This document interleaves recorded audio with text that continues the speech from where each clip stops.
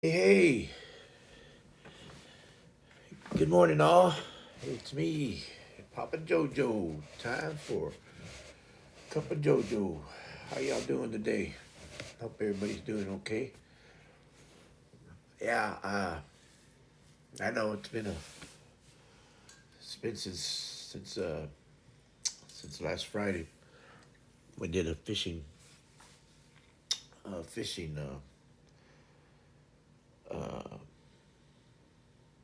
We did a little bit of fishing, lures, fishing 101, so to speak. Last Friday. On Monday, I was supposed to do some fishing. Uh, I was supposed to do some fishing. Let me get my. Sorry, I haven't been in a. We haven't been in the right frame of mind for a few days. Uh, it's just been a.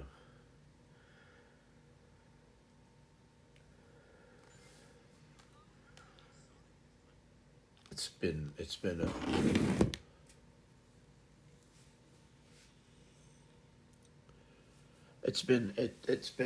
It's been a heck of a week after the weekend. Um,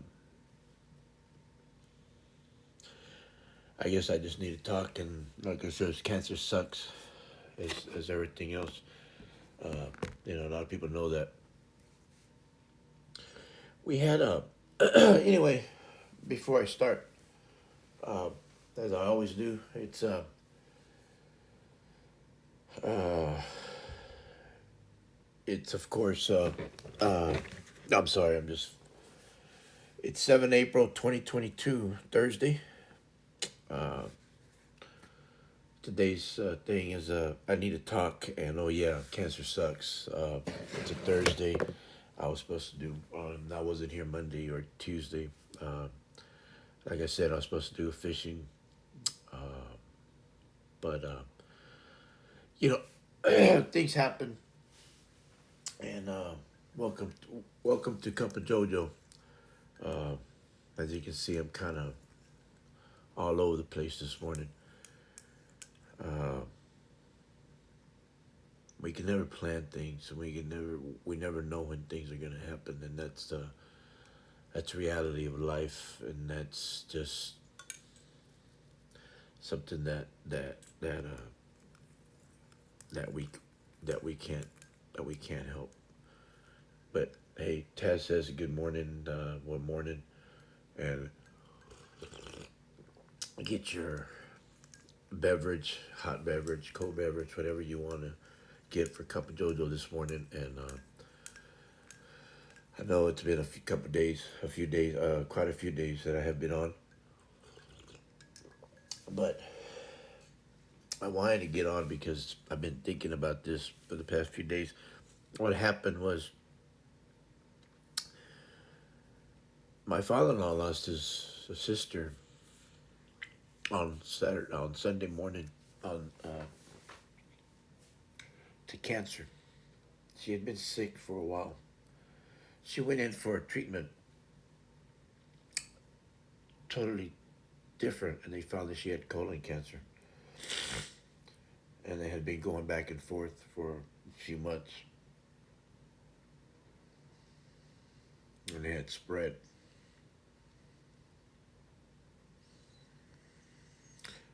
Even though we know things are going to happen, it's just something that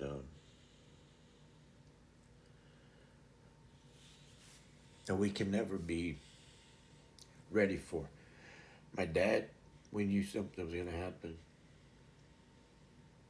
My mom, I knew something. I knew she was going to go. I was right there holding her hand. She took her last breath. Uh, I knew it was going to happen. I'm not ready. My dad, I went to see him that weekend. I came home that Sunday night. I got home at 8 o'clock, and by 10 o'clock, they called me that he had passed away. I knew he was gonna pass away, but I, they had told us that he may have a few months left, but you just never know. It's just one of those things that,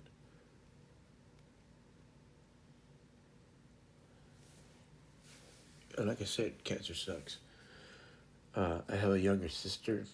She's my baby sister. I was seven girls, seven girls. I have seven sisters, and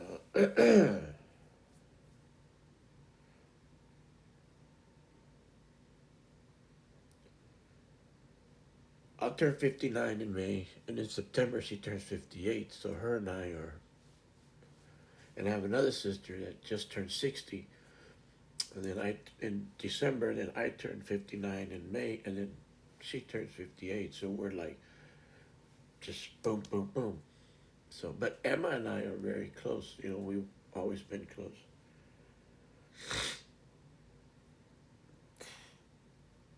But it's just so hard because she's been in the hospital. She was supposed to be released from the hospital 31st of March, but things, she just hasn't been able to get through her physical therapy for walking. She had to learn how to talk, walk again. She had brain surgery. She has brain cancer. She has ovarian cancer. She has bone cancer. She has breast cancer. She has all these types of cancer, and she's so strong. She's my hero.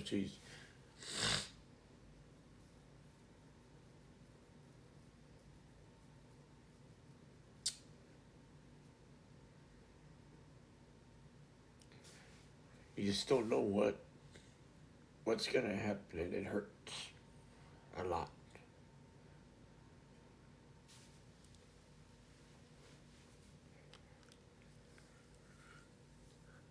Sorry.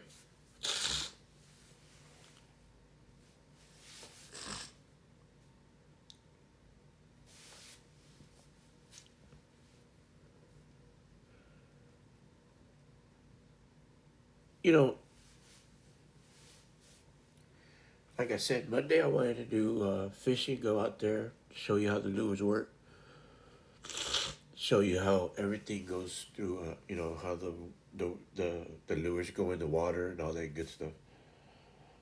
But then, bam, you get hit by a freight truck, or train. You hit the wall, you hit a brick wall, you get a slap in the face. However you want to say it, reality.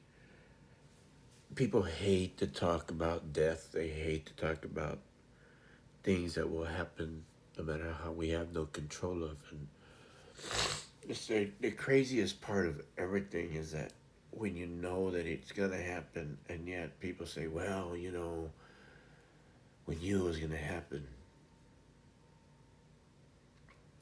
And I understand that, and I don't fault people for telling me or saying, talking like that and saying things. But no matter how much a person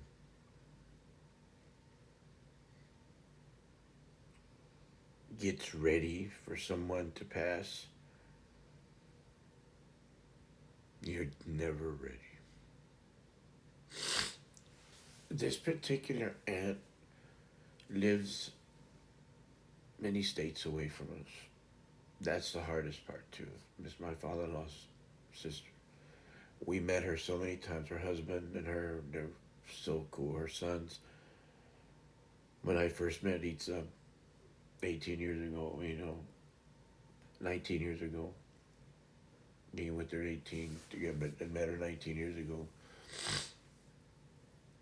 We just hit along with him. We did. He's just funny. He's just his son, the father, his father. You know, well, my uncle, my aunt, because of Itza on Itza's side, they were just so so funny. We met Christmas. They would come visit. They had their own fruit. They grew their own fruits and vegetables, and they sold them. They're so smart, so intelligent. They knew what they wanted to do. They just knew so many things.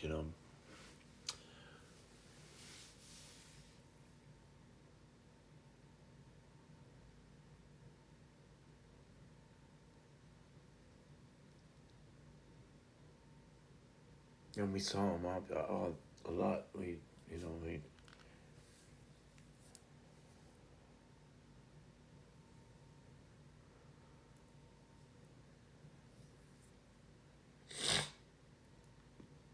but anyway, we go from one thing to another, and we don't know what we're gonna do and how we're gonna do things, and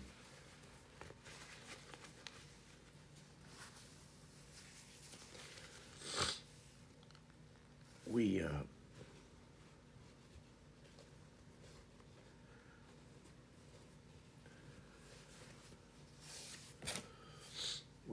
we just don't know what's gonna happen. Mm. Sometimes we forget that life is so precious. Life is precious. Life is here one day, and then we're here one day, and then we're gone the next, and we don't know what to do, what to say when somebody passes, and we think we do. We say, "I'm sorry for your loss," but what does that really mean? I'm sorry for your loss.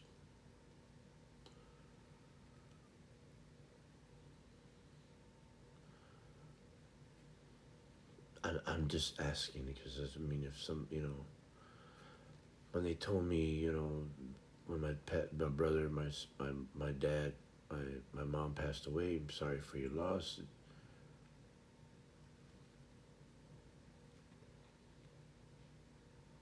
really did me. I mean, I'm not trying to be ugly. I'm not, and I know they're being sincere. They're being, but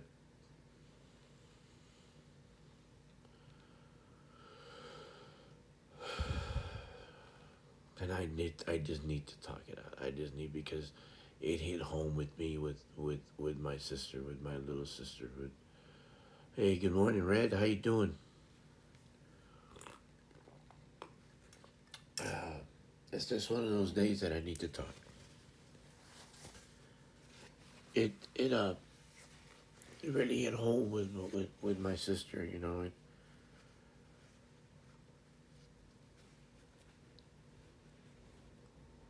Yeah, I feel like crap. I don't feel. I feel like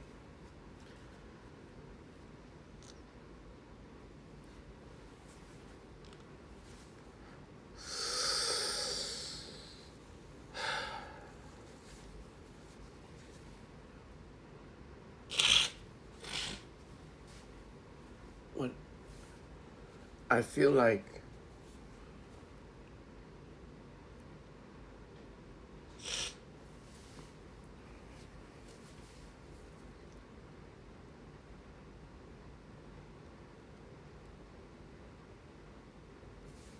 there's nothing.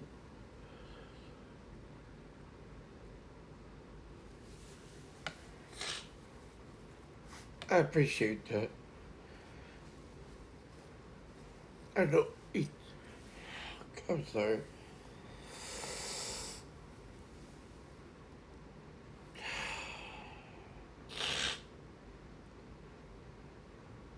I know Ita feels bad because she lost her aunt,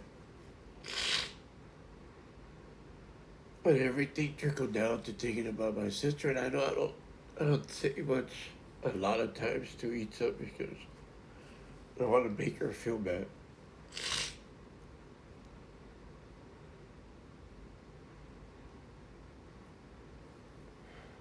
There's nothing I can do for her. Oh, I pray and I hope to God that she becomes okay. But when I hear things that people pass because of cancer, I don't know.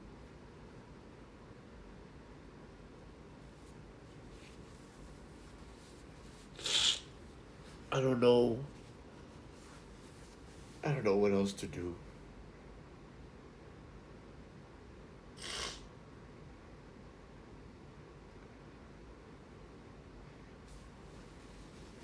In my lifetime, I have been through so much. And I'm talking about me. I know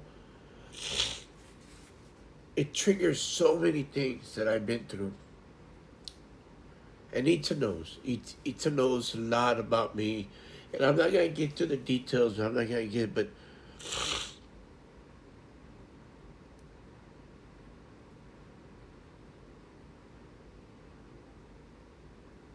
I was, I was born in 1963. I was born on May 18th, 1963, just to give you a quick thing about me. The day I was born, they told my mom I would not live because there was something wrong with me. That I would not make it maybe 2, 3 days. I didn't know this till after I got older. I was a baby. Obviously, I was born. There was something wrong with me. I don't know what was happening with me. So they took me. I was in the hospital for 9 weeks. I don't know what was wrong. I don't know. They did, they did tests every day. I got shots every day. I was sick. They did tests on me. They did experiments on me. I don't know what was wrong with me. My mom didn't know what was wrong with me.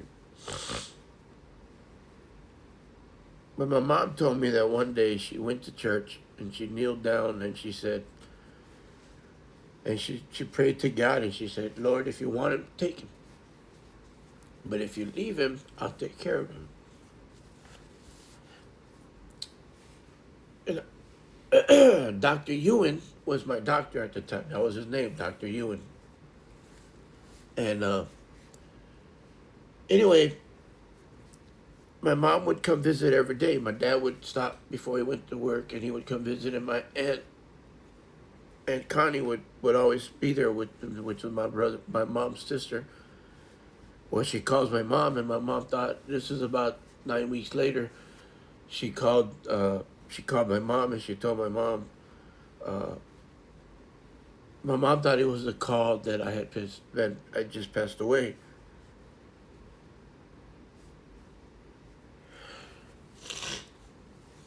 But sorry, it was a call that you got to come to the hospital because Joe's drinking from the bottle. I hadn't drank anything. Everything was through IV, I guess. I don't know. However, so my mom believed that the prayer that she prayed to God, you know. So here I am, 58 years hopefully going to 59 years. I'm still here. But anyway, through life, I got hurt. I wasn't supposed to. My legs were messed up when I was in first grade, and when I was in junior high, I wasn't supposed to play sports, but I played sports anyway. My legs, for some reason, for somehow, got better. My dad took me to a foot doctor, and the leg was a doctor that helped me out with my legs. I had braces. I was okay, and then from there, I got better. In the military, I got into the military. I passed all the tests. Oh, in first grade, I had hepatitis. I don't know what I got. I had got hepatitis. I was in the hospital for 2 months and with hepatitis. I was fine. Everything was good. I got out and I lived through that. I got into the military. Was in desert training. I got stung with 7 scorpions, and I was in. Uh, they put me in ice because I had 102, 103 fever. Wouldn't go away. He thought I was gonna die, and then I got hurt, busted my back. I thought I was gonna die there too. I've been through so much, and I tell people that I don't know. Maybe it was mom's prayer. Maybe it was just not my time to go, as people say. I always tell Itza, I make my own faith. We laugh about it. We joke about it. But I fight. I'm just a natural fighter, I guess. I don't know. I don't know how that goes. But then I see people that just plain give up. I've been through a lot. I've been through 4 different car wrecks. I've been hurt. Um,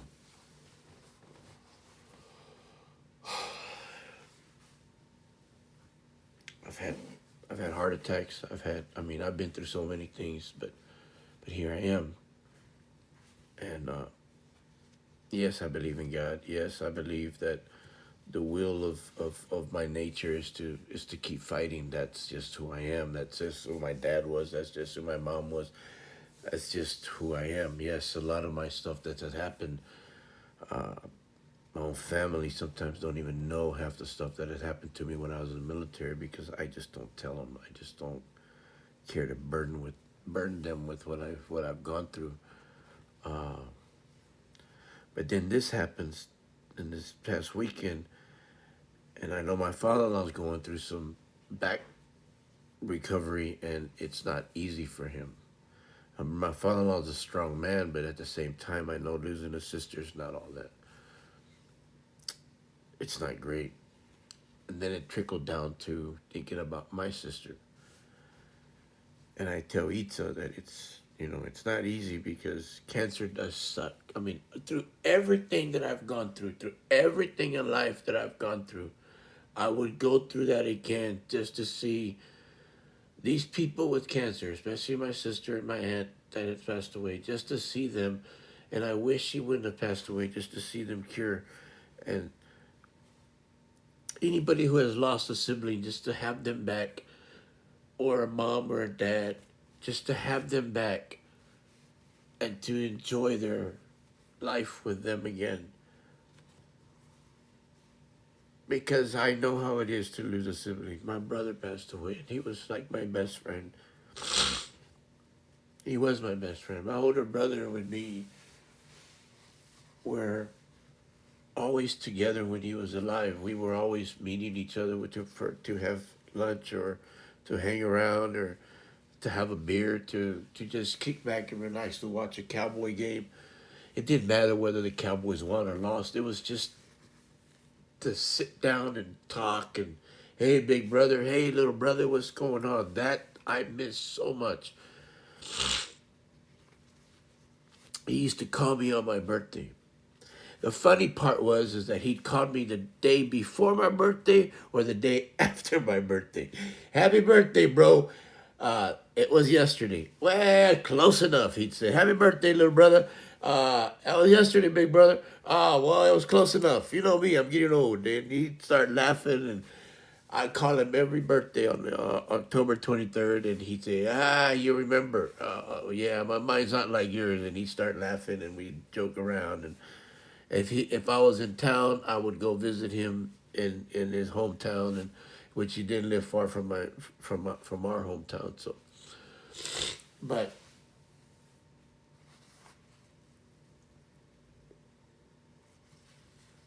having those kind of diseases isn't or any type of disease really, but cancer, man, that has.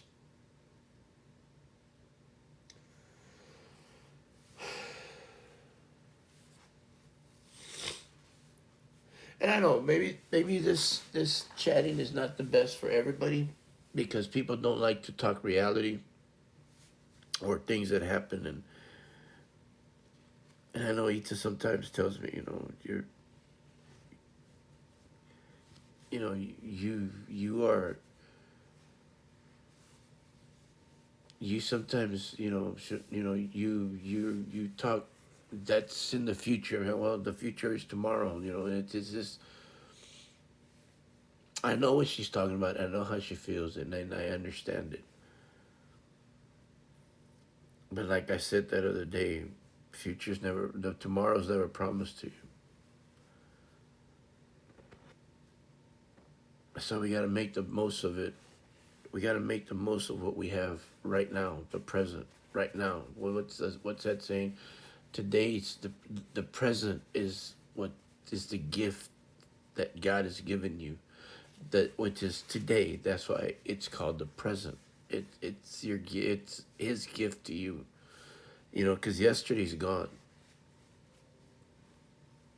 What you have right now is what you need to take, and you need to hold on, and you need to do. I'm not saying go crazy and go spend all your money and go get stupid and ignorant, and no, I'm not saying that. What I'm saying is do the little things and do whatever you can and enjoy it. And then don't get me wrong, sometimes you feel like crap, and sometimes, and I understand that. Red understands that, my wife understands that, everybody understands that. I mean, you know why? Because sometimes it rolls. I mean, it's a shitty day today. It's been a shitty week since we heard the passing of our aunt. And then you start, just your mind just the mind is a powerful thing, man. But we use it, and sometimes it turns into so much negativity that we just,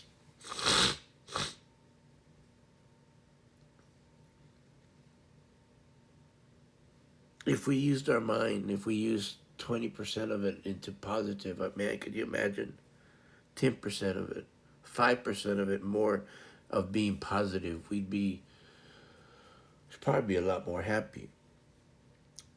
But I think nature, as we are, human nature, we just don't do that. Especially when we hear news like that.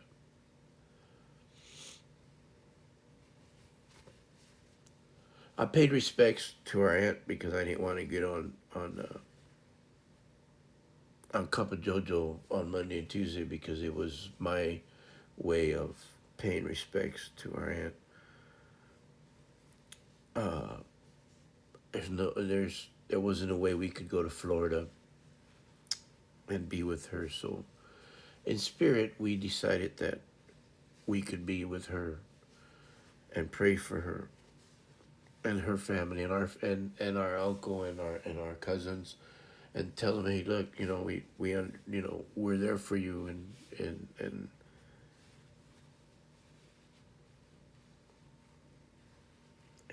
I hope that they're strong moving forward.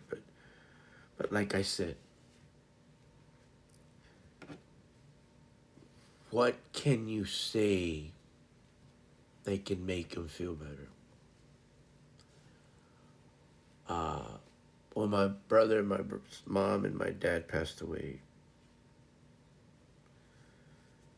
yes, I know, and please don't take it wrong. I'm sorry for your loss. I understand. I understand that's a normal thing that we say. But this is me telling you that didn't help my feelings after I lost my brother, my brother, and my mom. And so, I mean, I'm not trying to be. I mean, and I appreciate it. I respect it. I understood it. But I'm just telling you, and I know people feel the same way I do. They may not say it, but I'm gonna say it.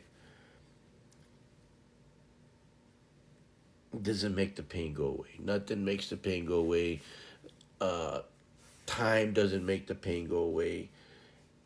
I still have pain of my dad, my brother, and my mom. And I say it that way because that's the order that they passed. It was my dad, and then it was my brother, and then it was my mom. And I think the hardest thing for my mom was losing her son before she passed away.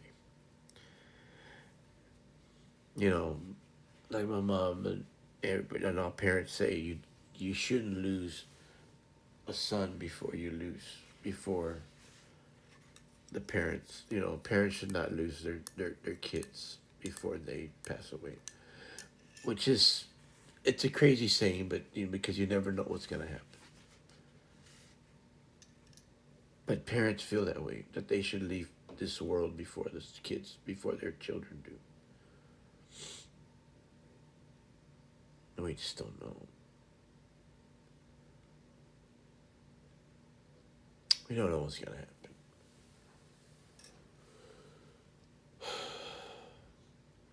In anything. in school, in work, uh, I don't know, sports, college, in anything you do. It doesn't matter. You don't know what's going to happen. You know what's going to happen a day, an hour from now.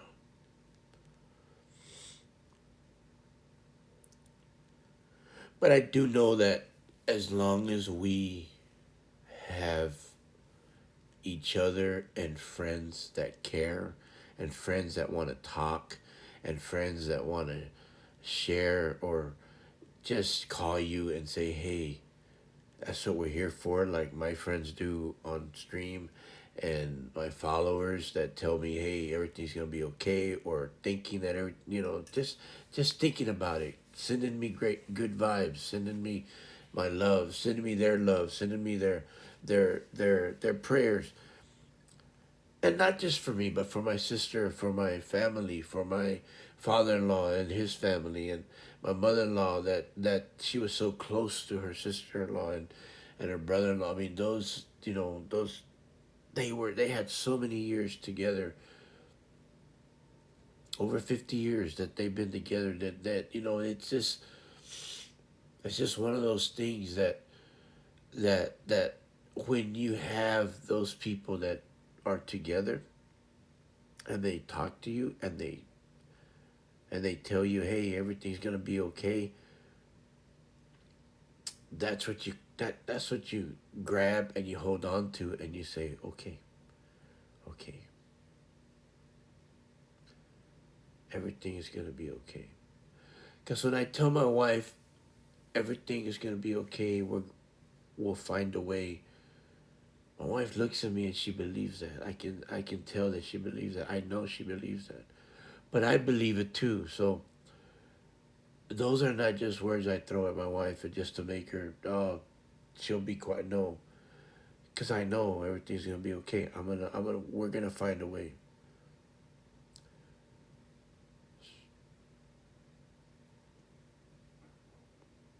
It's just you gotta find those people that believe in you and you believe in them.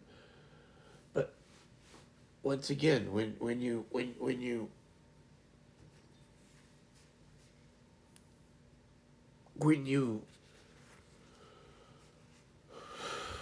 when you're hurting, sometimes those words just don't mean anything. And I know, I understand. I mean, there's times that I tell people things and they look at me like, shut up, bleep up, man. You don't know what you're talking about. And I understand that. And I just leave them alone. Because sometimes the best thing is silence. What do you do?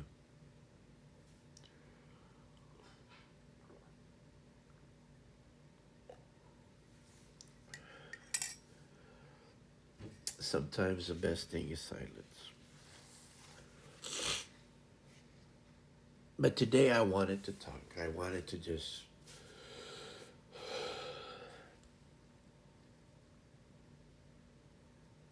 I wanted to unload my heart because it's so full of hurt.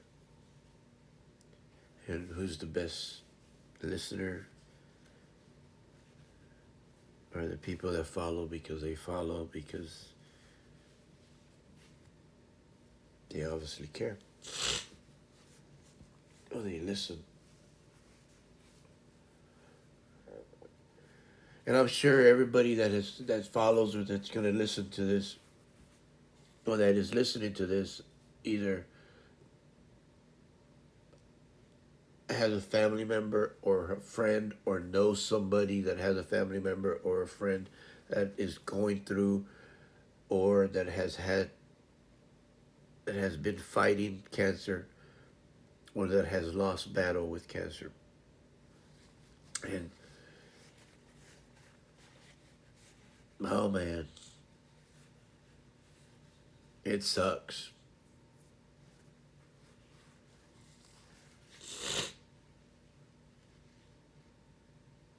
I know so many people, especially having a shop,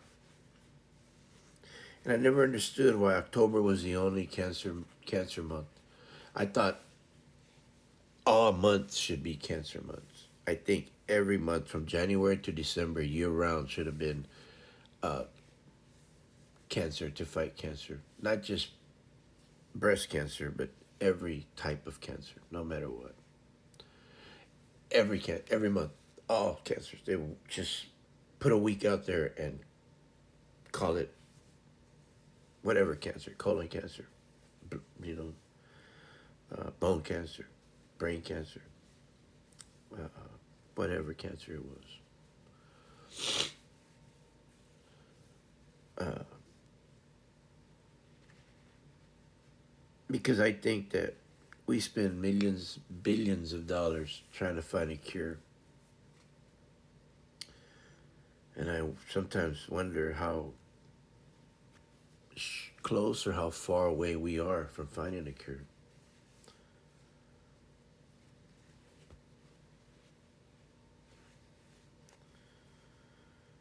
These doctors say they're so brilliant,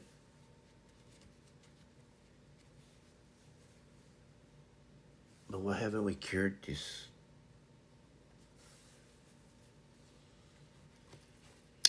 They might try to spend billions of dollars trying to get to the moon than trying to save people's lives, and that's just my opinion. Uh,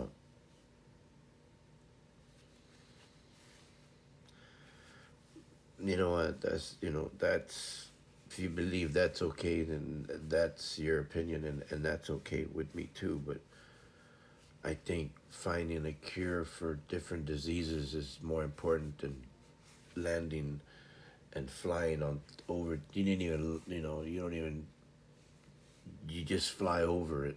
You don't, go into space and just float up there for a millisecond or whatever, 10 seconds, 20 seconds, or an hour or whatever, and then come back and you spend millions, billions of dollars just to do over there, and you could have put that money into cancer or into feeding people, and I mean that's just. But we're talking cancer. We're talking. Let's find a cure. And why haven't we found a cure? What is? I mean, since I was a kid, they've been trying to find a cure, and since my dad was a kid, they were trying to find a cure. My mom lived 90 years. My dad lived 80. Uh, my grandma lived 93,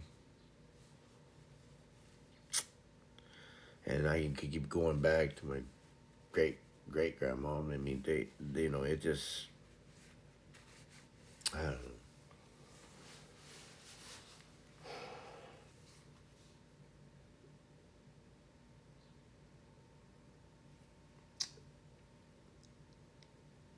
My sister's supposed to come out on Friday. This Friday. This is like the fourth date they've given her to come out the hospital. Thanks, Red. What has hey Red? Let me ask you a question. Yeah, grief is so rough.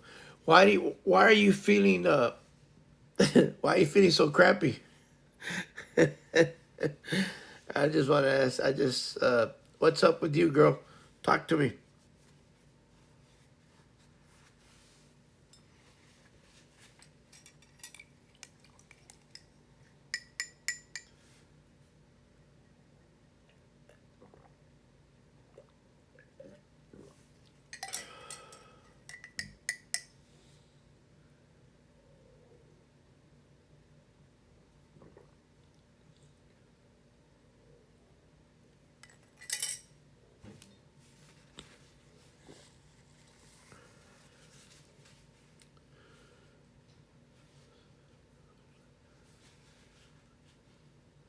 Oh my God, girl. Jeez, I hope Atlas is doing okay, and I hope you feel better.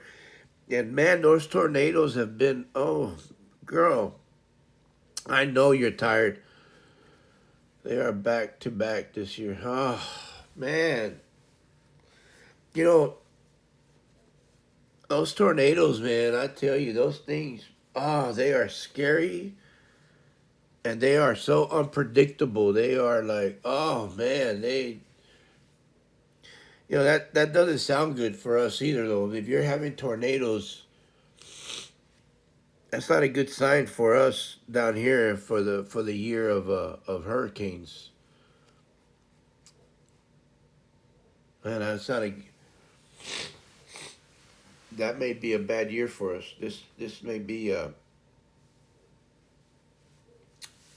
I'm not a weatherman, but I do remember when my dad used to say he is feeling much better. Uh, you're like, okay, makes popsicle. Oh yeah, so he has been keeping hydrated, and he thinks he's.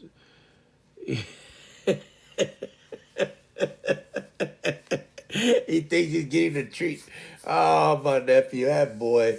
Well, tell him Uncle Joe loves him, and he's praying for him that he gets much better. And you too, girl. I hope you're getting better too. Love you. And did Denver get sick? I hope Denver's okay.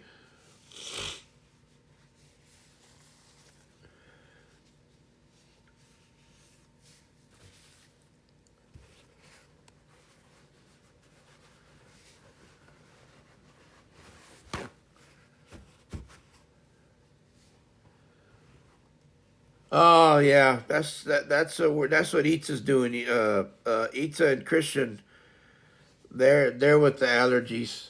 Well, I'm glad he didn't get sick. Yeah, put that man to work. Get that whip out. Put him to work. I'm just kidding. I'm glad he's doing okay.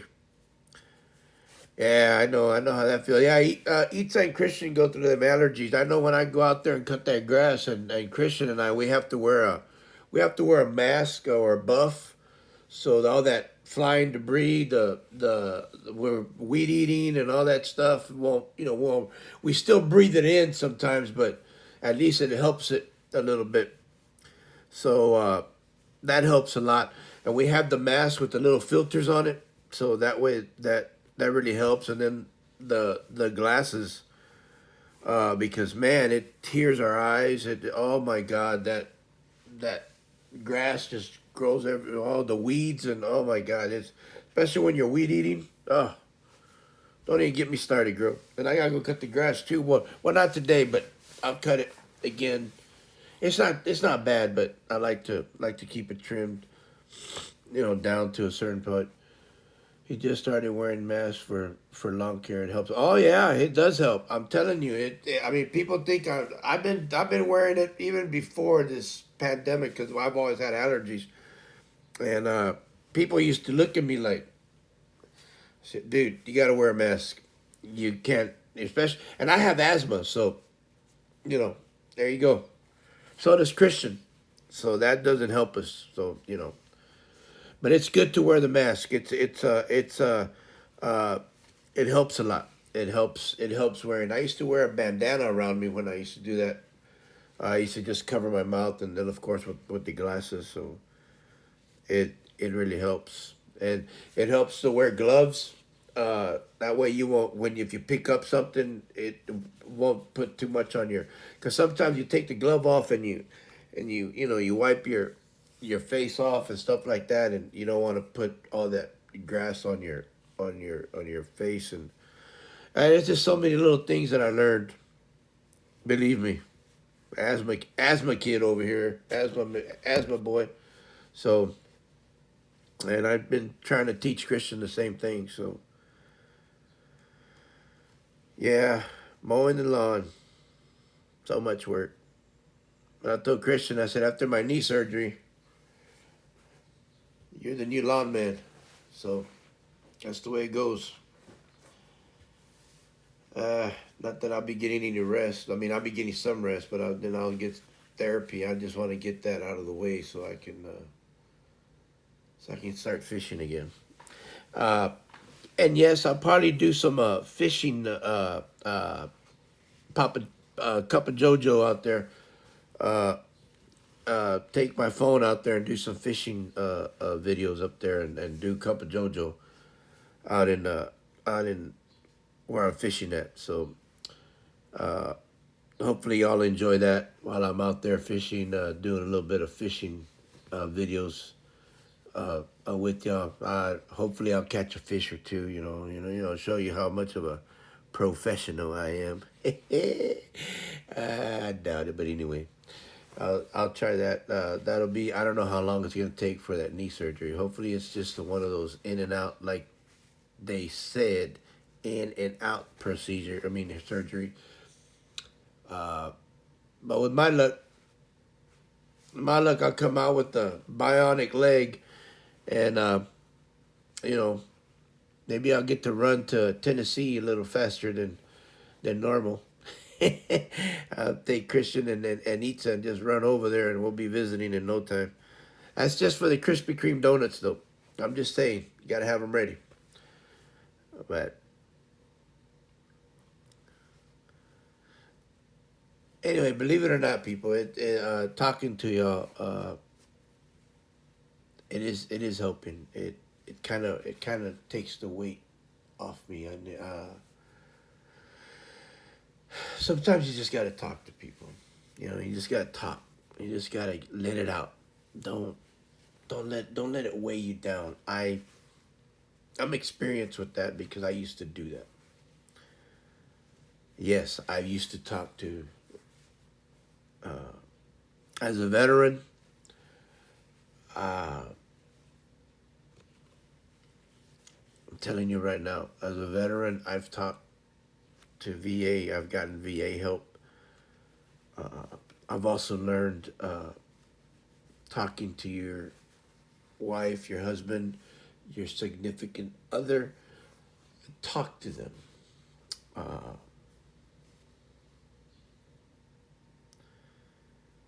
it helps. It helped me. Uh, I used to get upset. I used to get mad. I used to get angry. Uh,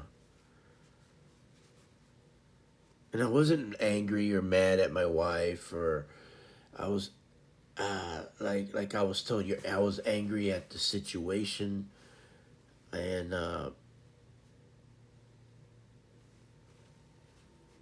was hurting myself. Not hurting myself physically, but I was hurting myself and not letting myself talk, or letting it out, so to speak. And I was just loud. I was just so mad at situations that, and you gotta let things out. And I'm not saying that I was like upset with what happened on Sunday. It was just I was hurt, and when you're hurt, the same thing can happen. And I learned through this, and I'm not a professional. I'm not telling you this because, oh, you're a professional. I'm telling you this because of my experiences that I've gone through. Uh, and you can do whatever you want. I'm not telling you to go do this. Please don't go around saying, Papa Jojo said to do this. No, I'm just giving you some advice, some friendly advice. And I'm not a pro, I'm not a professional, but I have gone through a lot of experiences. And have talked to professional people. Yes, I have. But I'm just telling you my experience, not what they, I don't go around saying things that I haven't gone through, because I want you to understand that sometimes when you keep things bottled up inside, and you've heard this, it's not anything I'm sure that y'all have never heard of. You go through stuff bottled inside. Eventually, the top comes off and it blows up, and you're mad and you're pissed off and blah blah. You start arguing and you hurt the one you love. We always hurt the people we love, whether it's a mom, dad, brother, sister, cousin, kids, your son, your daughter, your nephew, your niece, your granddaughter, your grandson. You always seem to hurt the people you love. And that is a given truth, because that's that's what I was told. That's true. That's just true. I mean, that's not the only thing I was told. That's what I did. And it's sad. Now with Itza, it was different because I had already started going through therapy. I had already started going through that, but I was still getting mad. I was still getting angry. I'd still have my little, He is genuinely allergic to everything outside, so he is fully dressed up and and then shower after mowing. Oh yeah, I agree with that. And mowing is rough. I'll tell you, you have to dress up like the Tin Man, and then RoboCop, Robo Mower out there, poop, poop, poop, and you go out there and you have to, you have to mow the lawn. You have to and make sure that nothing gets on you, and then straight to the shower, wash everything off. So, and your eyes are crying, your nose are just, it's just like, oh my God, just get out of my face. Go to the shower and take all that stuff off. And and if it's weed season and it's all that, oh my God, it doesn't matter. Weeds grow everywhere. It doesn't matter. And whether it's in the neighbor's side and the over there, the wind is blowing. Oh, Lord have mercy. I hate to cut the grass when it's windy because it's so bad. But yeah, you're right. You got to go out there and you got to protect yourself. And as a kid, we didn't know that. We just mowed the lawn and everywhere.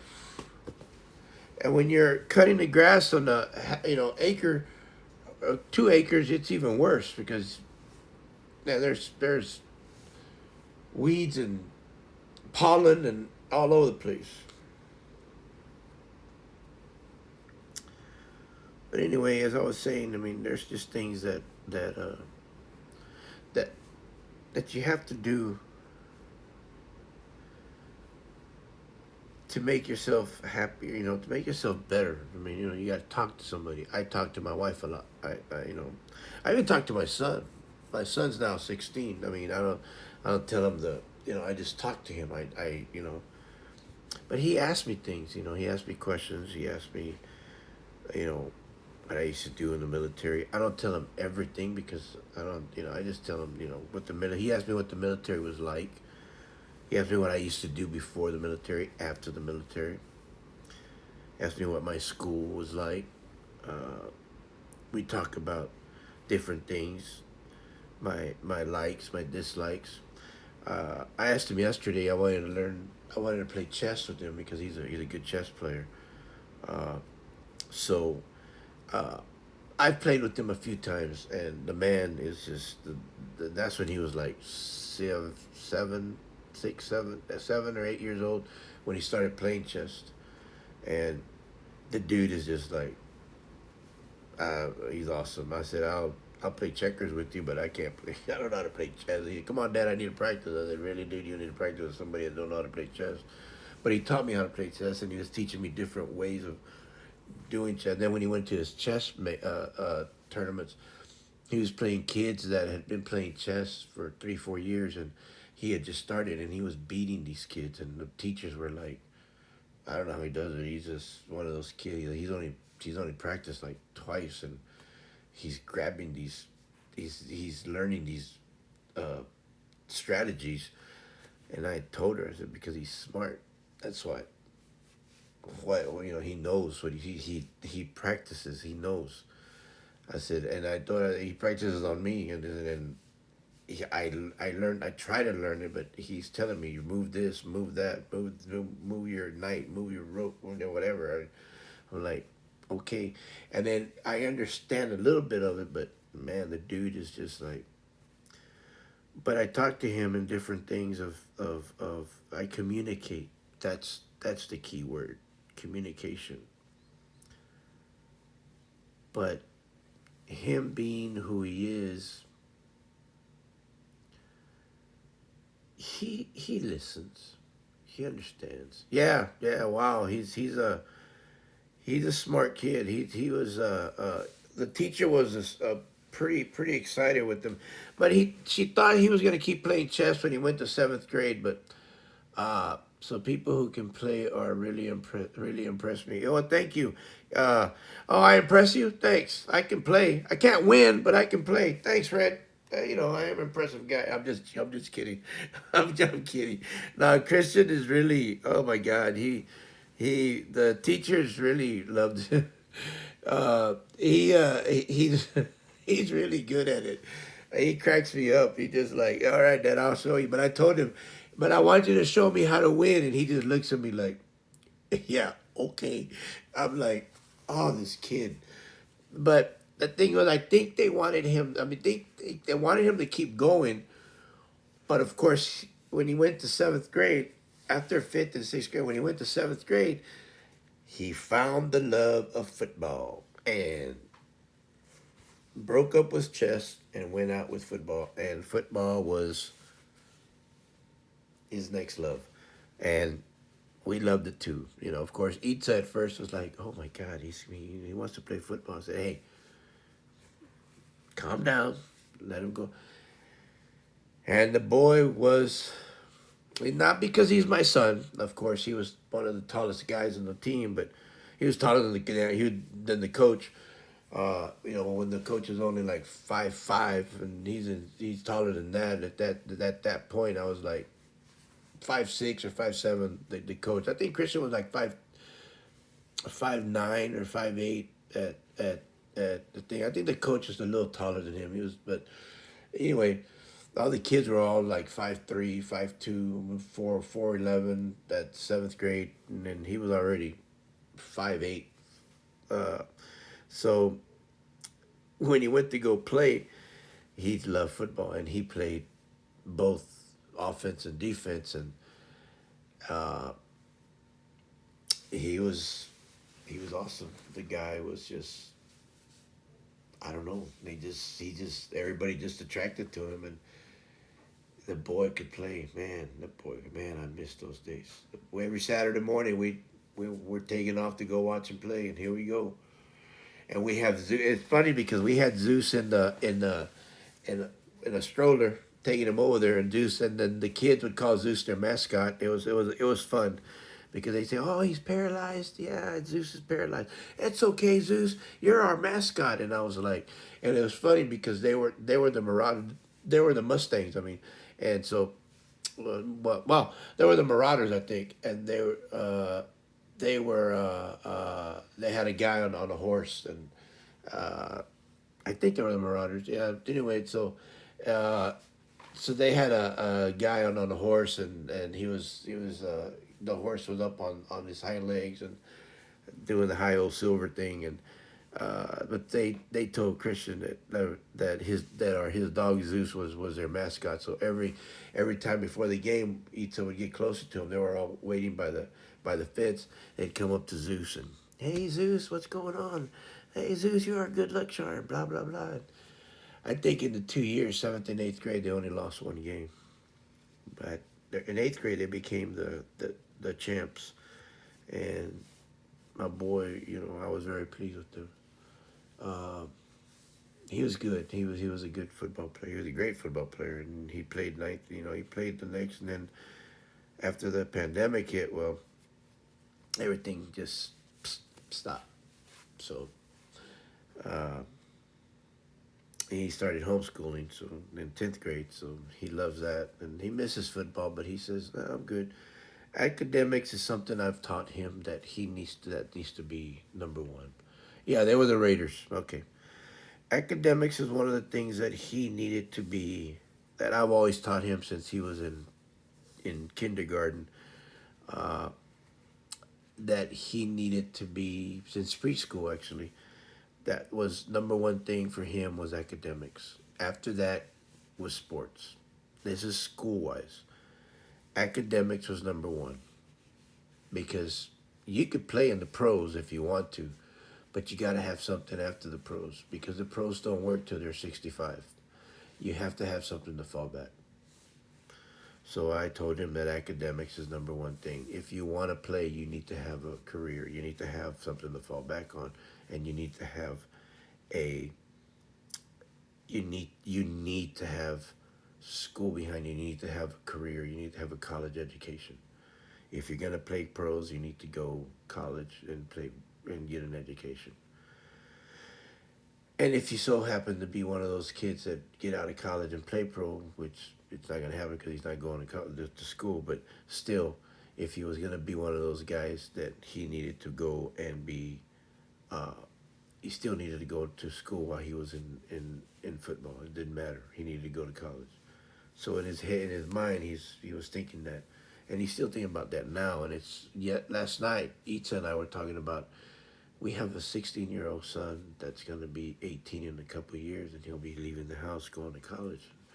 Of course, it's not a great subject for my babe because, and it's not a great subject for me either because yes, it hurts me just as much as it hurts my wife that our son in a couple of years will probably be leaving the house and going into a dorm and going to college.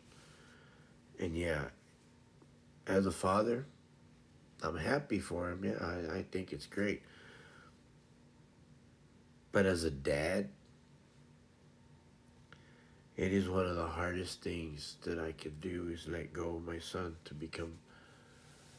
let go of him in this world so that he become a real man and do what he has to do. But I have confidence in him that we've taught him the right things to do. But we'll always be here, you know. If not next door to the college, where if they have a good apartment. So I don't know. I'm just kidding. I wish I was kidding, but anyway, no, I'm just joking around. But I just kind of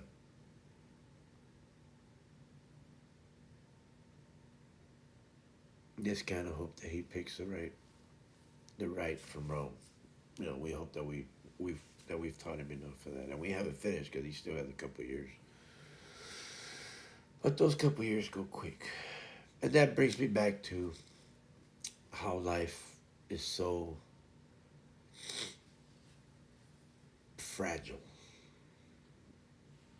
Life is so fragile in the sense that it can be here one day and it can be gone the next. And cancer is one of the things that can take you so quickly. I had a brother-in-law that went in with colon cancer, and 36 days later, he was gone.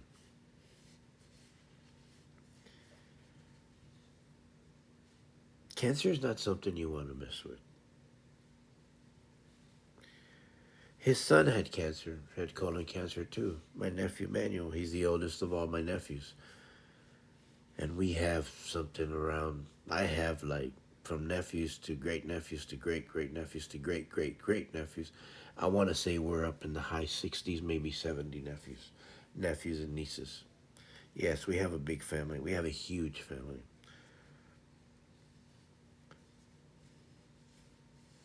But when you have seven sisters and two of the brothers now, they have kids. I have kids.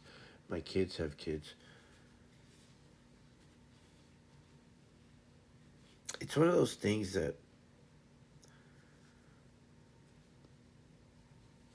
my sister, my mom had breast cancer. My sister had two of my sisters have had breast cancer. My sister-in-law had breast cancer. My mother-in-law had breast cancer. My sister-in-law has had breast cancer on Itza's sister. My niece, which is my sister-in-law's Itza's sister's daughter, my niece, she's had cancer. My brother-in-law, Itza's brother, has had cancer.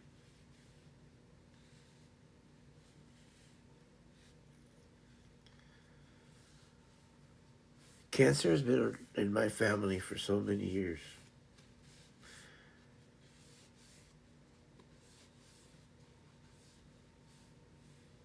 I don't know. My other sisters. There's been a few have had cancer.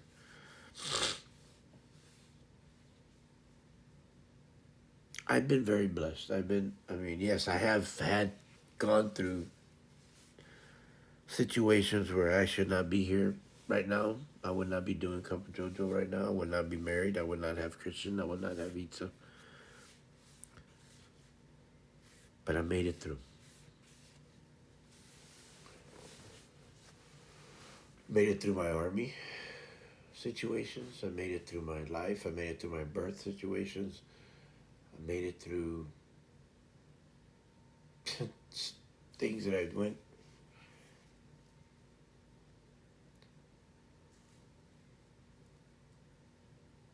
But it's one thing to say that you're a cancer survivor. No matter what I've done in life, I don't ever want to say that I'm a cancer survivor. Those people are heroes to me. Those people that have gone through cancer, kids, children, infants, women and men that have fought. I have served my country, and yes, I have done things, but I have never fought like people have fought with cancer. That is fighting an enemy that you do not see and you do not see coming. And that, my friends, is why cancer sucks.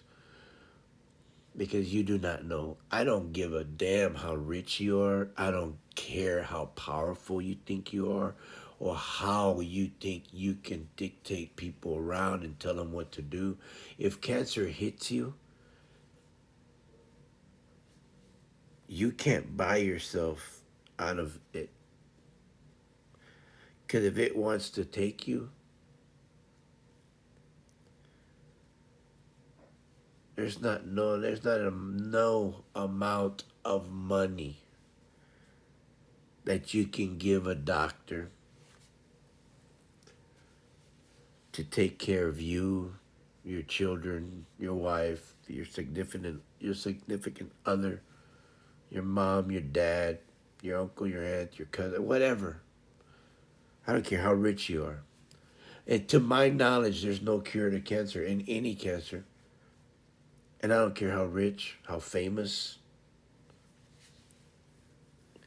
If cancer spreads and it takes a hold of your body,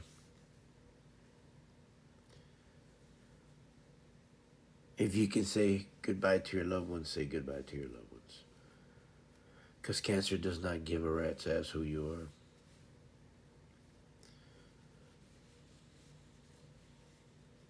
It doesn't care. That's why cancer sucks. That's another reason why cancer sucks. Many reasons why it sucks, but that's another reason.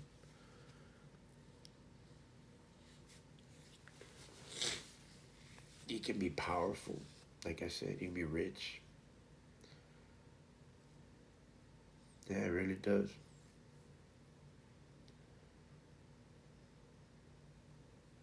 You People think that oh, it'll never happen to me. Yeah, tell my sister that.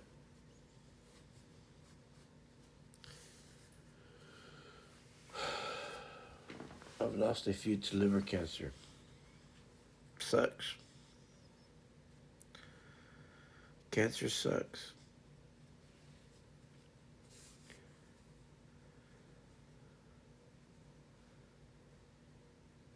The great running back for the Chicago Bears died of liver cancer. 43 years old. Baddest man on the football field. Could not run. Could not outrun cancer. Walter Payton was one of the best running backs in football. Won a Super Bowl and they danced the Super Bowl shuffle. One of the best. Now they give a Walter Payton Award. He was one of the best running backs in football. And he died. Cancer.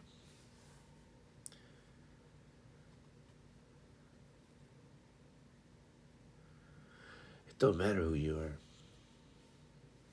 I'm telling you, people. Cancer doesn't give a rat's ass who you are, like I said earlier. They don't care. And it's sad because so many people that die are great, good, wholesome, genuine, selfless people that'll give you their shirt off their back, their last meal, their last dollar, give you a hug when you need it, will give you their ear when you need to talk.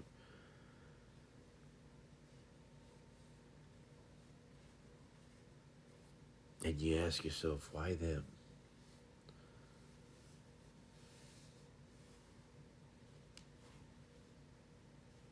You know, the old saying, good guys finish last. Well, that's how I feel sometimes with cancer patients. Well, mostly all the time.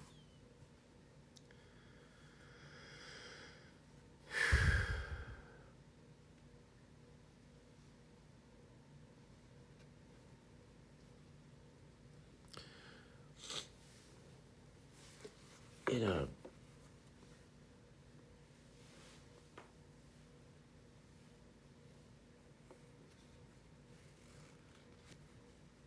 even in high school, I saw a few of my friends.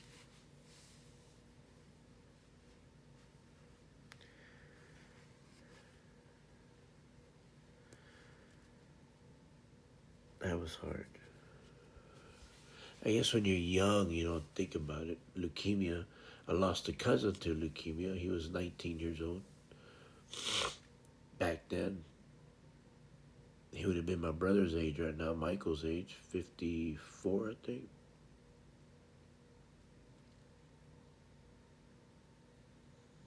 Happy-go-lucky kid. He was just a he was just a great kid. Ruben was just a awesome kid, awesome young man. Lost him to leukemia.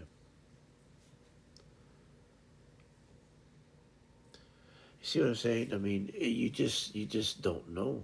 You just don't know what's. You see, things like this, it just runs through my head of what friends that I've lost, family that I've lost.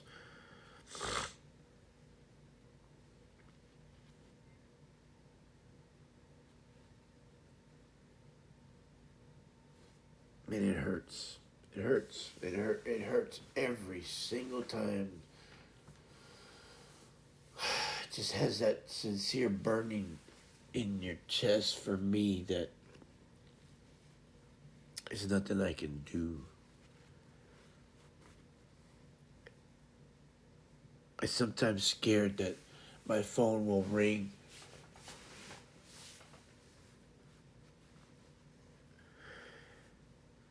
And and I have two phones. And I kept it because one phone is a phone that I've always had. The other phone was my business phone. I just kept that phone because it was my business phone. I just never. It's with the family plan. It's no big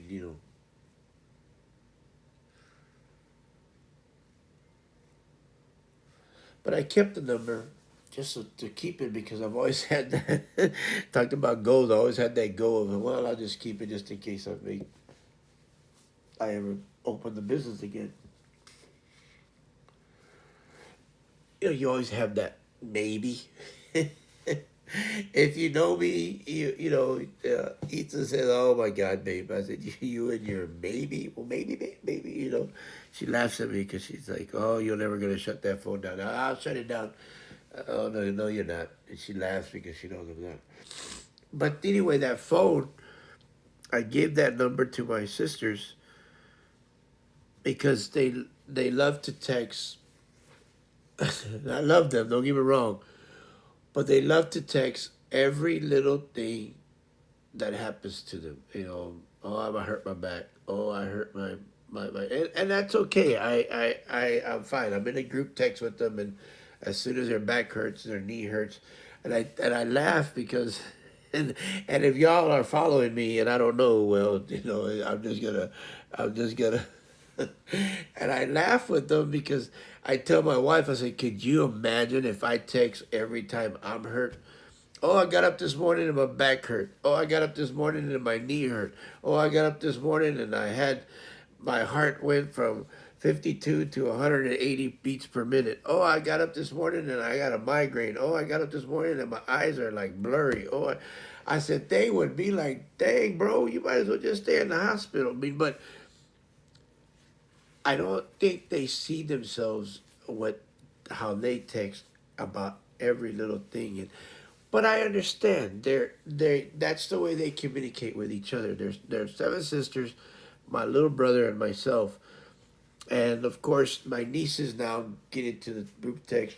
I don't know which niece it is because they don't put their name on it. A couple of them do, but the other ones, there's just phone numbers.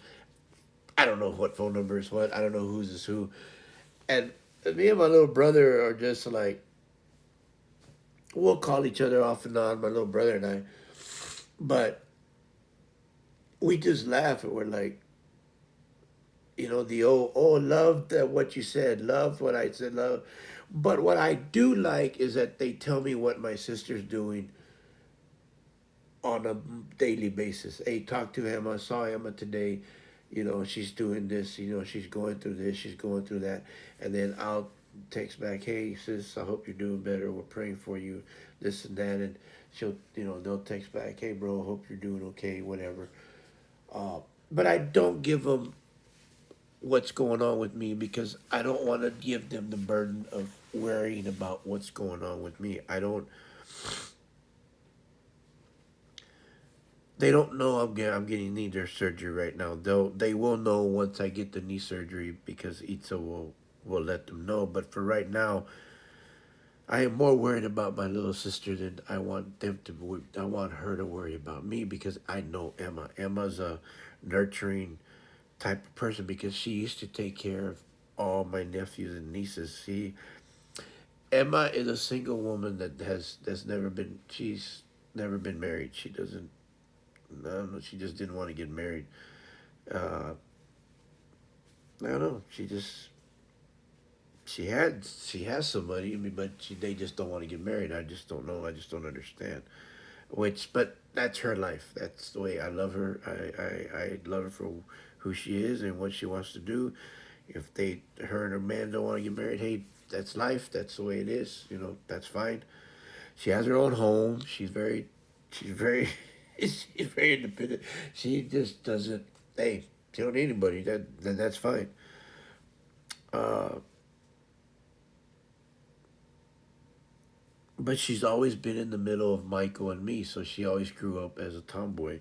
That we would call her. You're such a tomboy, but she was always in the middle of it, and she was a badass. I mean, that girl didn't care. She'd fight anybody, and I was like, hey, hey, hey. But when she dressed up, prissy, she was very pretty. She's a very good looking woman, beautiful woman, and people would say like, oh, Emma's wearing a dress. I wouldn't say that in front of her because she'll beat you with those heels she has on.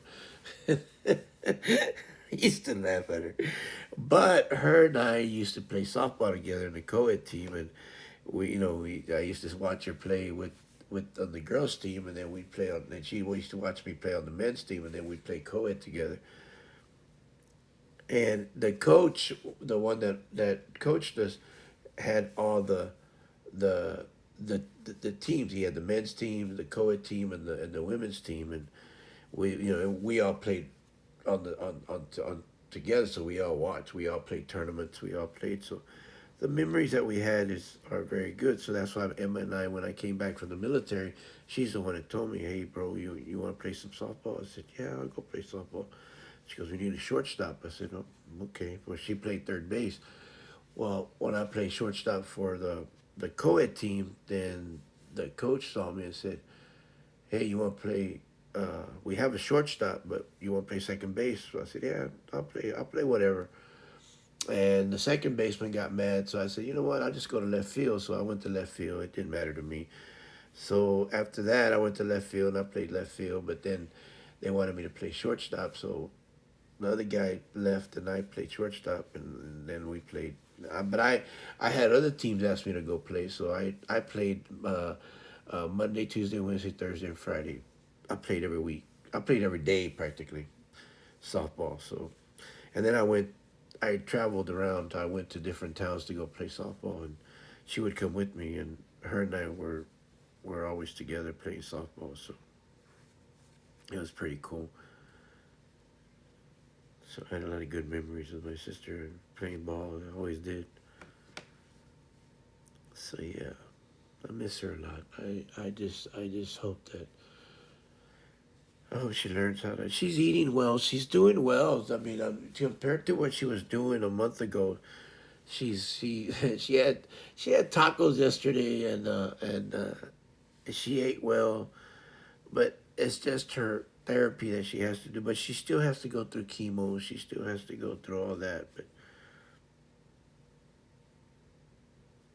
it just hurts.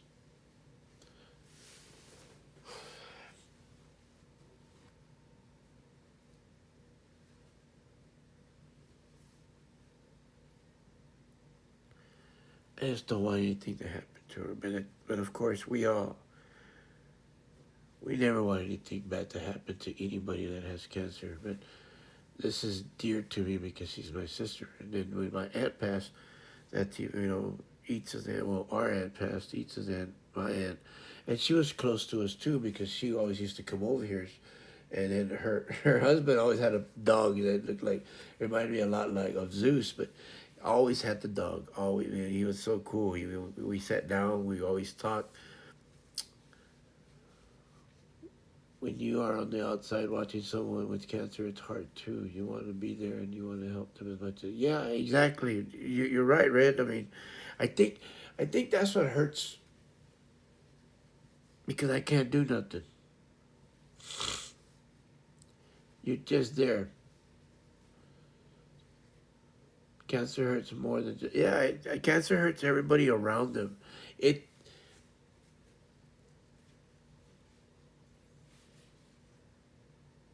Yeah, it hurts everybody. Hurts the whole family, the friends, the people around you. And the crazy part, people see me hurt, and then y'all hurt, and then it spreads again. Not in a fatal way, but it still spreads. My wife hurts for me and for my sister, and then my son looks at me and says, "God, Dad, I'm sorry."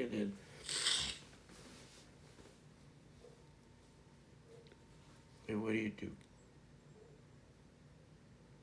Cancer hurts more than just that. I love. I mean, and what you say means so much. And exactly what you said. I mean, you did. But being there. I mean, it's like my sister. My sisters are there every day. Well, the ones that live in Houston, but they can only do so much. And they can only do what the doctor says. They love you so much that everyone just wants everyone to feel better. It's a domino effect. Yep, you said it right. Could have put it better myself, girl.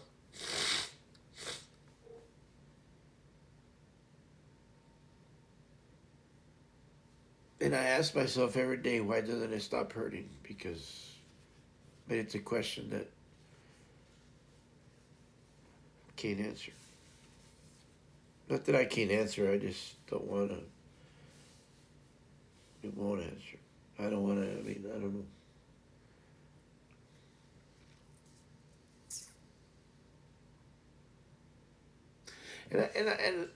And I don't. I don't say much to my babe because she knows that I can't keep talking and over and over and over again because you know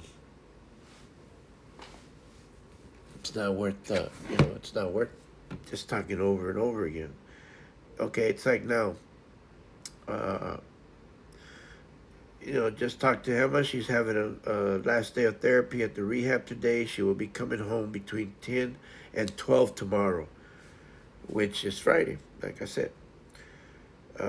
We got some good news this morning that she'll be getting transported to and from chemo appointments. Thank you, Jesus. That's going to be a big help. Love you all. Continue prayers for Emma's healing. So that means that,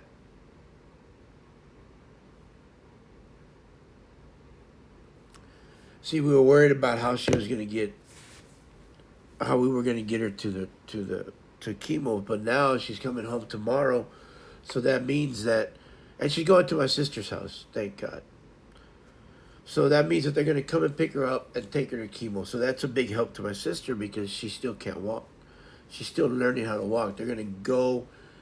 They're going to go to the house and give her physical therapy for walking because she still has to learn how to walk again. She'd already learned how to eat on her own. They taught her that again. So now she's learning how to walk again because of the brain surgery. You know.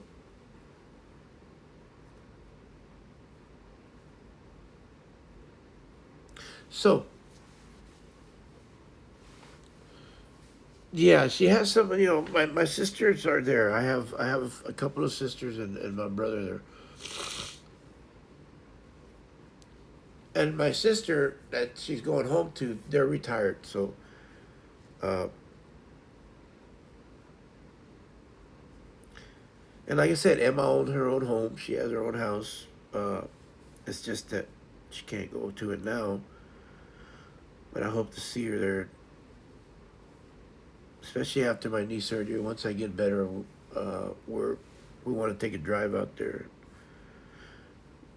and go visit her and see what happens.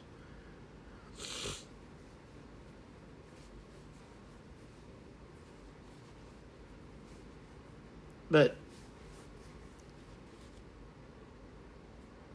my sister is she's a strong fighter, man. She's always been a fighter.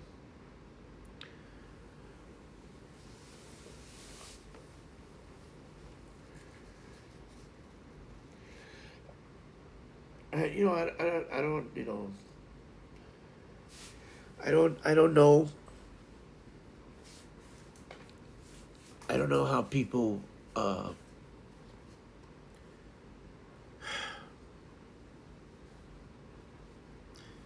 and like I said, my nephew. I mean, I got. Oh, I have, like I told you earlier, my nephew also had cancer. He had colon cancer, and he made it. That's her. His dad died of colon cancer, so he had colon cancer. Oh my God, this things that. Oh, there's just so many things that.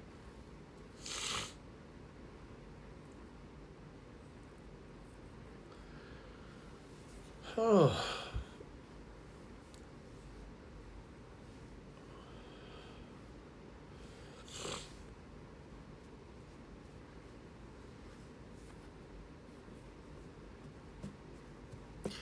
we just go through so many things in life, and we sometimes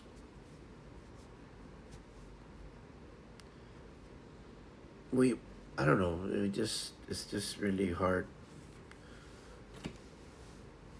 It's really hard to talk about what we see, what we've done, especially when we have somebody in our family or in our friends that are going through even something tougher on a on a daily basis, and you're just happy to see the next day. And I think we should be happy to see the next day. And I think sometimes we take advantage of that we're gonna be here tomorrow no matter what. And we're all guilty of it because we don't think about it. We I mean, let's just face it.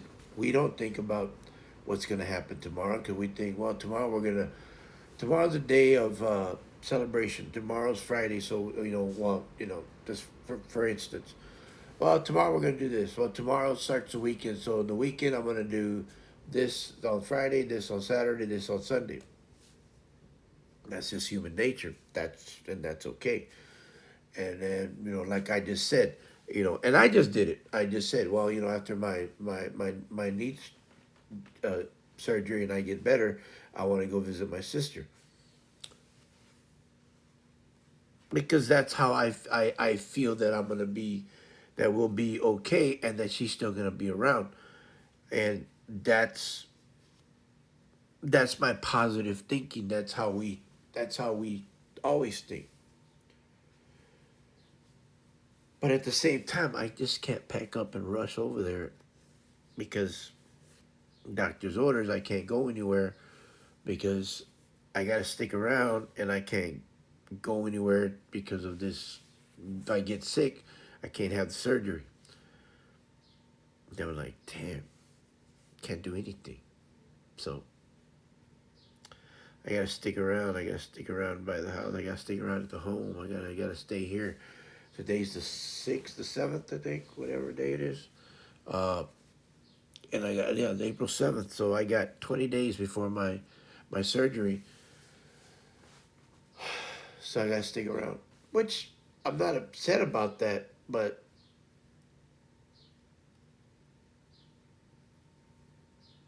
the 7th, I do wanna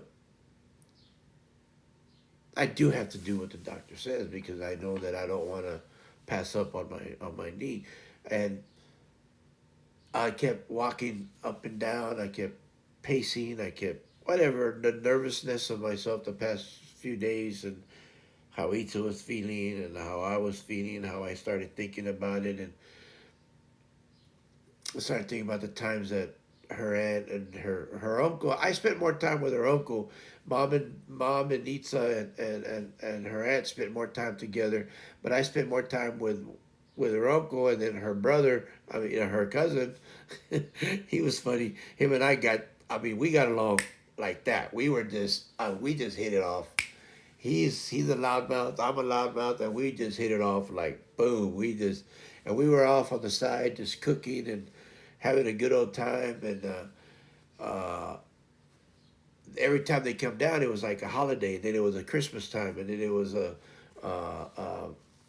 Thanksgiving time, and then we just hit it off. Boom, boom, boom, boom. He was a Miami Dolphin guy. I'm a Cowboy guy, and we just started kicking. And he's a Miami Heat, and we were Spurs, and we beat him in the Spurs that one time. The Spurs beat the Miami Heat, and we were just talking, and his aunt, when we were laughing and we were joking about fruits, I mean about the vegetables, and we were joking about this. Oh no, I don't like Brussels peas. Oh, I don't think so. And I don't like peas, and I don't like Brussels sprouts, and I don't like cauliflower. But I love broccoli, and I love green beans, and I love asparagus. And I, when she was talking about this, and then the little dog, and I was remembering all this stuff, and I was pacing up and down. I was pacing this. I was talking about it, and then my knee just went. I was like, oh my god. So then I took some medication, the knee medication, and I was out for and it just, I'm still kind of like tender on the knee, so I can't. I'm thinking I can do things, and I go do them, and then the knee flares up. I sometimes forget that the medication I take takes the swelling away, but only for a short time. And I think I'm still, I'm Superman or whatever, I'm Spider Joe, as Red calls me. Uh, I think that that I'm okay, that I can go, leap like Cassandra and fall okay, and I'm okay from Assassin's Creed, and I'm good to go. But I'm not. I gotta take, I don't want to damage it more than what it is, and I'm not doing nothing. I'm just walking. Can you imagine if I went out and ran? You know, yeah. And I'm like, sit down, don't overdo it. Yeah. And my wife was like, why don't you sit down? I said, well, I'm nervous. I'm thinking too much, and I start thinking about what happened to our aunt, and then I start thinking about my sister, and then I start thinking about everybody, my dad, my brother, my mom. It just weighs you down.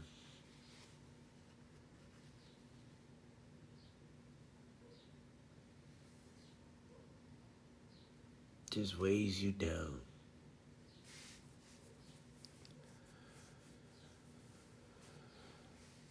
Atlas got to the keyboard at the same time I did. Hi, Atlas. How are you, buddy?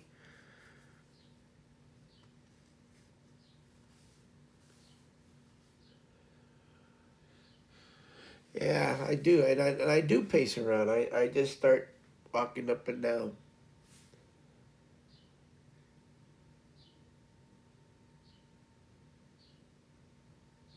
And I don't think I'm doing it, but I do it.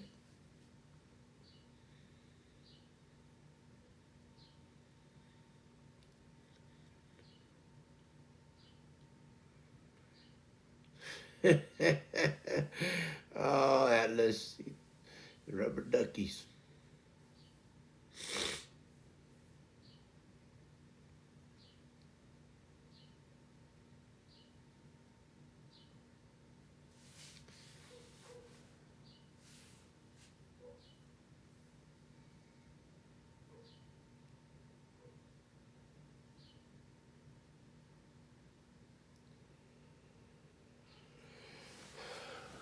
But I'm gonna take a quick break. I'll be right back. I'm gonna take a pause for the cause, and I shall return. Okay, I'll be right back. Let me make sure this is okay. Okay, I'll be right back. I'll leave that to her.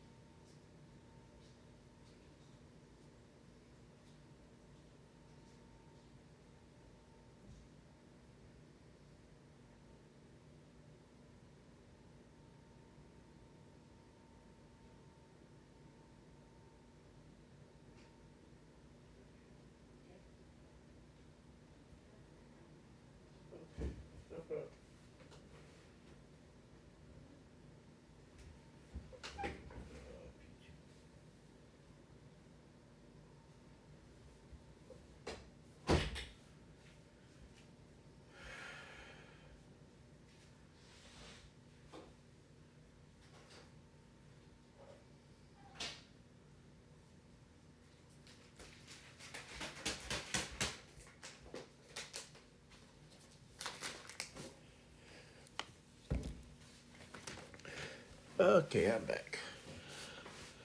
Let's do a little pause for the cause. Sorry about that. Okay. Anyway, take this time to thank everybody that taking the time to stop by for a cup of JoJo this morning. Uh, I'm glad you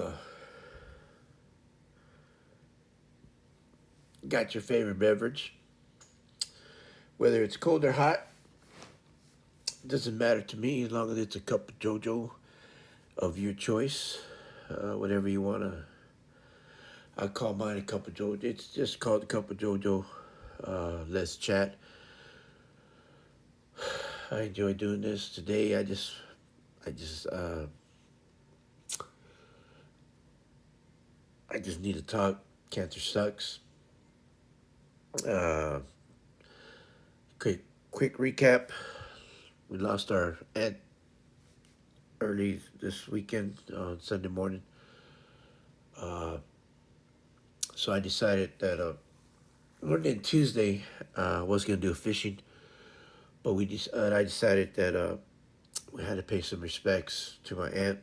Uh, she doesn't live here in Texas where we live. She lives in Florida. It wasn't feasible for us to go. So paying our respects uh, and praying for her family and ours. My father-in-law's. On my father-in-law's side, it was his sister. She had colon cancer. She didn't know. She went to the doctor for a different reason. Found out she had colon cancer a few months ago. Uh, Went in hospice on Friday. She passed away on Sunday. It's one of those things. And then it got me thinking about my sister. My sister has been in the hospital for a little over a month. She's finally getting out tomorrow. She's coming home. She still needs therapy for walking. She had brain surgery. She's getting surgery. I mean, she's getting therapy for learning how to eat. She's doing well on that. But she's still getting therapy and learning how to walk. But she's still getting chemotherapy for her brain cancer. So that got me shook up. Not only the death of our aunt, but it got me shook up on the memories that we had with our aunt and uncle when they were here during Christmas time, holidays, Christmas, Thanksgiving, Easter. I mean, all the good holidays, Easter, even times when they just came by uh, and visit. They came by periodically. I've known them since I met Itza. I don't know, it's been 19 years ago, and I met Itza, so we've known each other. We've known them. I always had a beautiful little puppy, Chihuahua. Never let him side go. Never the uncle never let the my uncle never let that dog away from him. Always had him with him. Oh, beautiful little puppy, and he was a good dog. I always pet him. The dog never let anybody else really mess with him. Like he was like, what? That dog never. Well, I love dogs. So he never. His son was awesome. Him and his son, we got along great. But they were great. They were. I just feel so bad for my uncle. He's gonna miss. He's gonna be so heartbroken. His son. They're gonna. It's gonna be hard for them. They own the. It's good to get it out, and we are here for it. Thank you, Red. It's hard. Yeah, it is hard, and it is. It's emotional. It's hard. It's you go like like I said. I was walking back and forth. They got me to thinking about my sister. Got my got my knee swollen. Yeah, I mean, it's just one of those things. It's just so it gets you going. It gets you thinking about different things. Gets you thinking about life. Gets you thinking about what if it happens to my sister? What if it happens? What if that something like that happens to me? What if it happens to somebody I love? Somebody that one of my friends, one of my people that I know.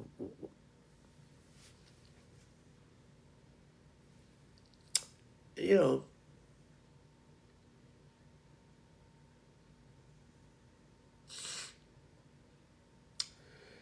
so that's the gist of it. That's just kind of like of what I've been talking about, and it's just so hard that like Red said, it's hard, and I really appreciate that you're here for me, and it's hard because it's like no matter how much I try to just breathe in and breathe out, the pain is still, the hurt, the pain is still there because I don't want anything to happen to my sister. I already had a sibling pass away. I already had my older brother pass away. You gotta stay hydrated too. Got it, Red. Got it. Right here. But Red always looking after me. That's who you, Red.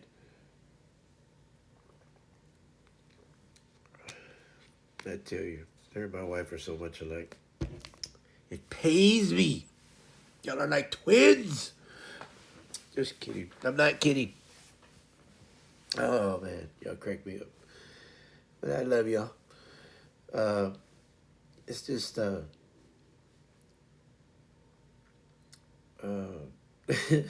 my babe. My babe's always there. She's always there for me. My babe. What my babe's always.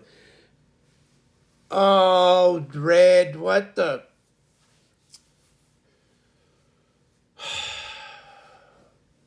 How many is that, Red? What is?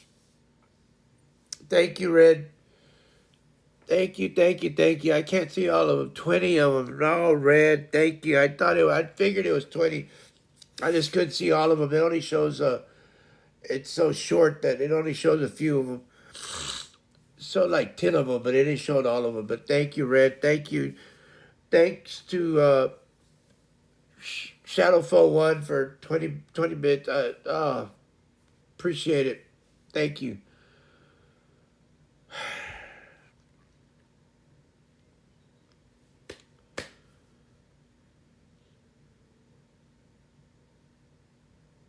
I appreciate that, Red. Really, really do. I thank you.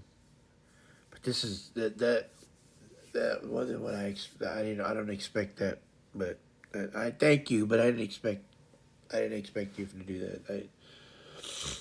I'm not asking for that, but I do thank you. You know, you're always there for us. Jeez, you're always so good to us. You're so great to my wife. You're always trying to help her out, and I hope everything comes through for her. With you helping, with you in Denver helping her out. I'm just praying that comes through. So,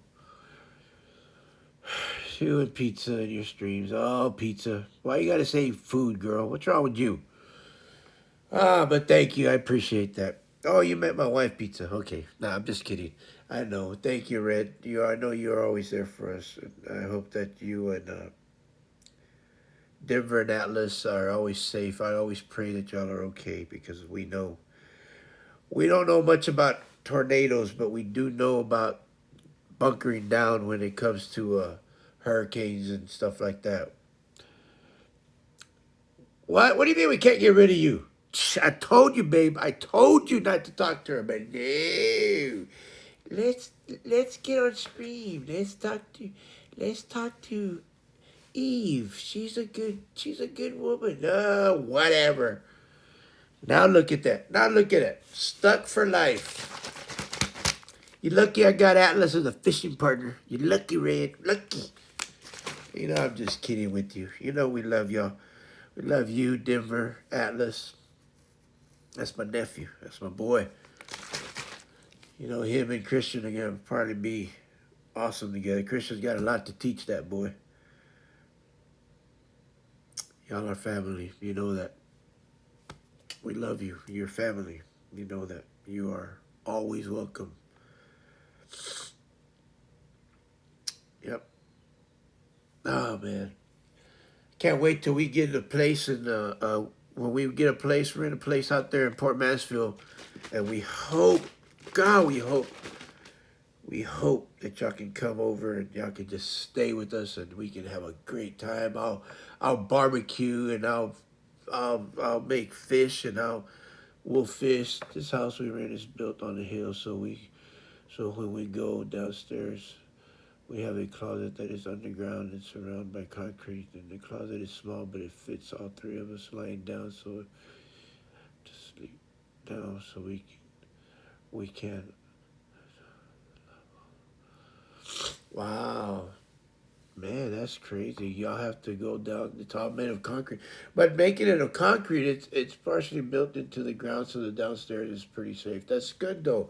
I am so glad that y'all are safe though. I know it's probably kind of crowded a little bit, but man, I'm just glad y'all are safe. And that's good though. But it's scary though. God, tornadoes are I don't want to mess with tornadoes. Tornadoes and hurricanes, man, I hate. Oh God, floods, water, fire. Oh, that's the only thing is that people don't understand that with hurricanes we also get tornadoes. I mean, people think that oh, it's just a hurricane. No, man, we there's also little twisters that come with these hurricanes. Not all the time, but a bad tornado, I mean, a bad hurricane can take your house like that. I'm not a fan, and once we have the funds, we are out of here. I hear you, girl. I hear you. Wish I had the funds. I'd take you out of there too. I'd bring you out of Texas.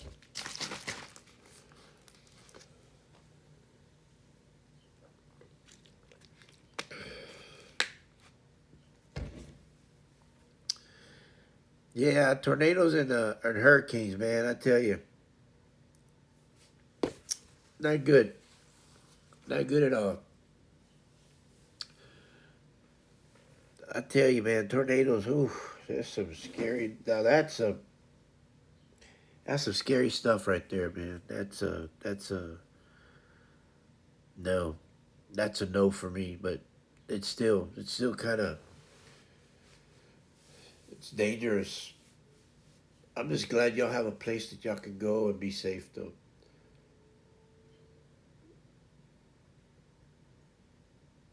But now, how much of a warning do y'all get nowadays with tornadoes? That's a question that's been on my mind for a while. How much of a warning do y'all get?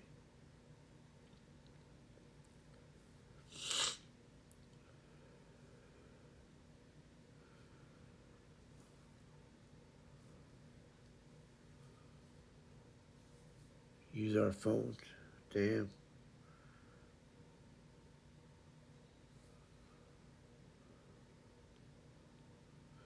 As soon as is any tornadoes within 30 miles, my phone goes off. Wow. Wow. That's crazy. Back in the days, I mean, there was nothing. There was nothing. I mean, it just came and boom. I get a siren on my phone when they are within 10 miles, and then we run downstairs. Wow. That thing can be there quick, can it? Even 10 miles away? Knowing how fast they go, 10 miles is the minimum for me. Wow, girl. That is scary. See, and the crazy part about, like, down here, we get hurricanes. We get so much time in advance.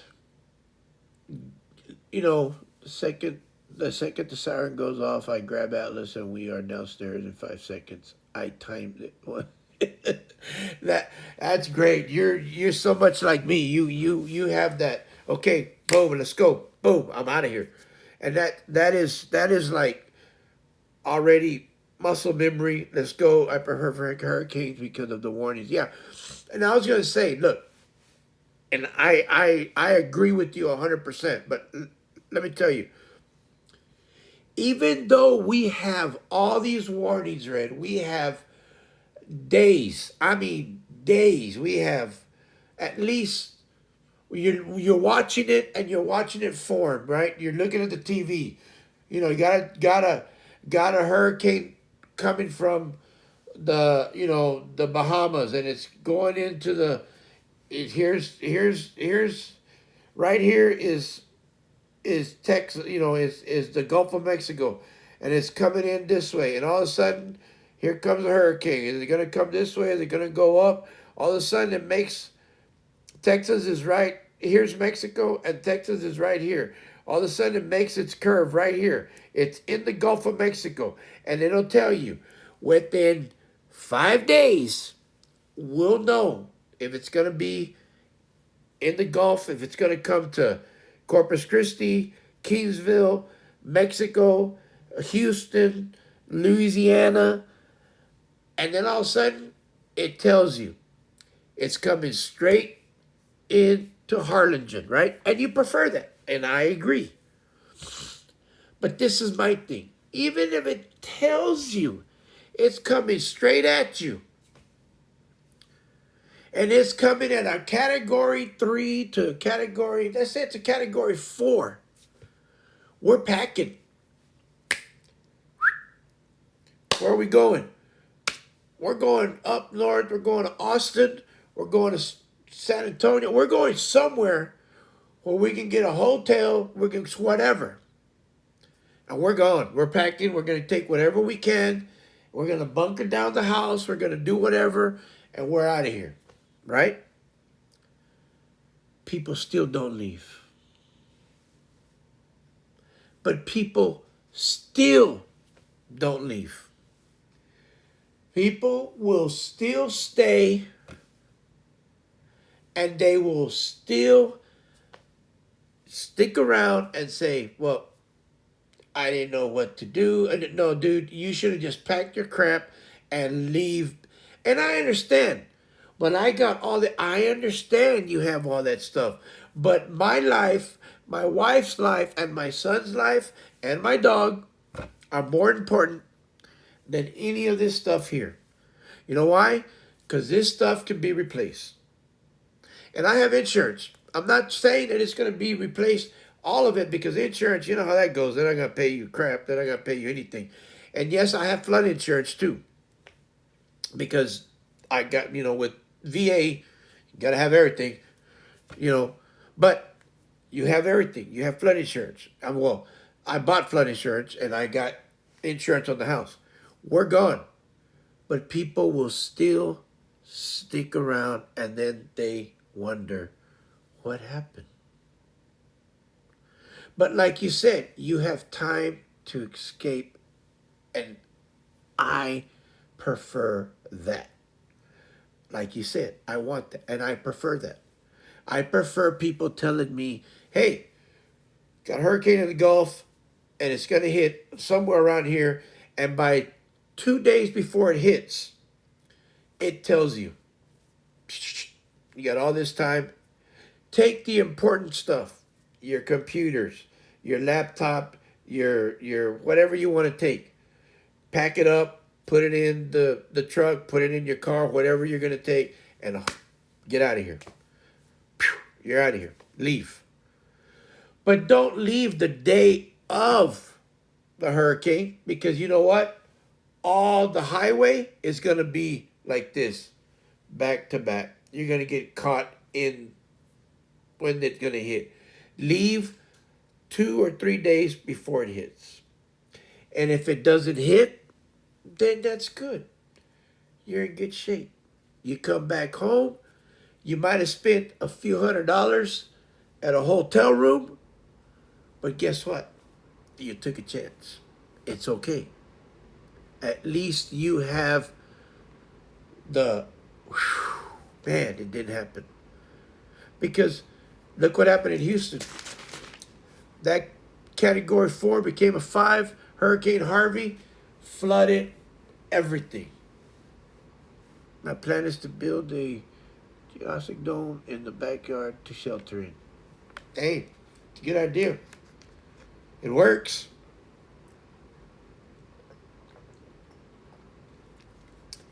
I just plan to put a yacht in the backyard so he can take off. I'm just kidding. But I'm telling you, people have the time. Not, and I'm not saying all the people. I mean, all the time.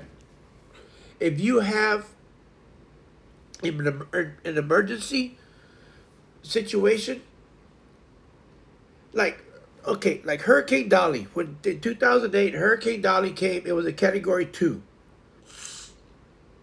What Dolly did was something that a lot of people didn't expect. They are practically hurricane, tornado, weatherproof because of their shape. Yeah, exactly, because they're a dome. It's a round shape. It doesn't have those.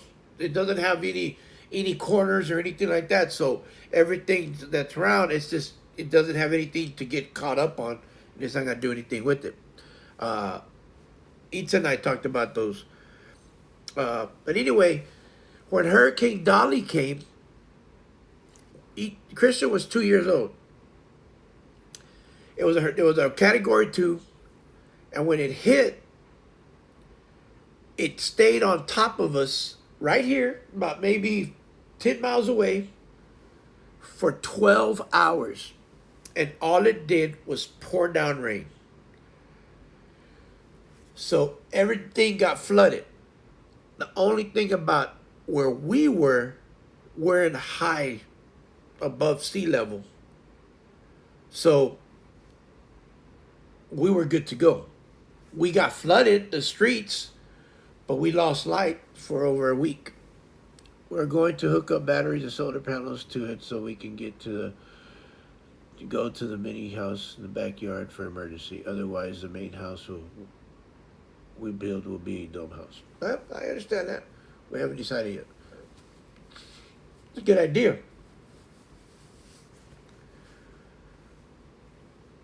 I guess he can't put Denver in the corner when he gets in trouble though. That's funny. Yeah, I'm just joking. Uh, but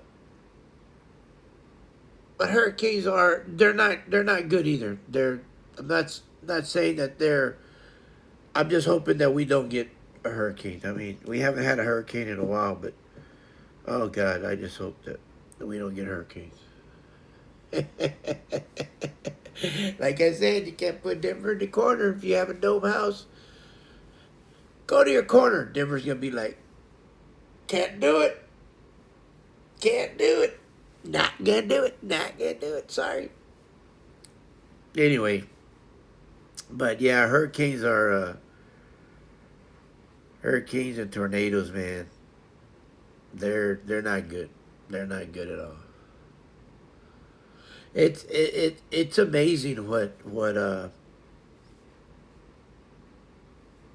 different areas and different states, what disasters happen. Uh, Tornadoes, hurricanes. Some people got sad people. It's sad fires, mudslides. Of course, you got your snow, your avalanche. Uh, in some places, sometimes, not all the times. Uh, you got your windstorms. I mean, your ice storms, your blizzards, your snowstorms. I mean, it's just ridiculous with some of the areas that have those ugly storms. Those, I mean, he gets the mini dome room of the shame.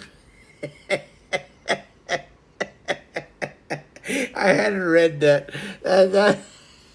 You're too funny, Red. You're so mean. Poor Denver. Make him a mini dome doghouse. You're in the doghouse, dude.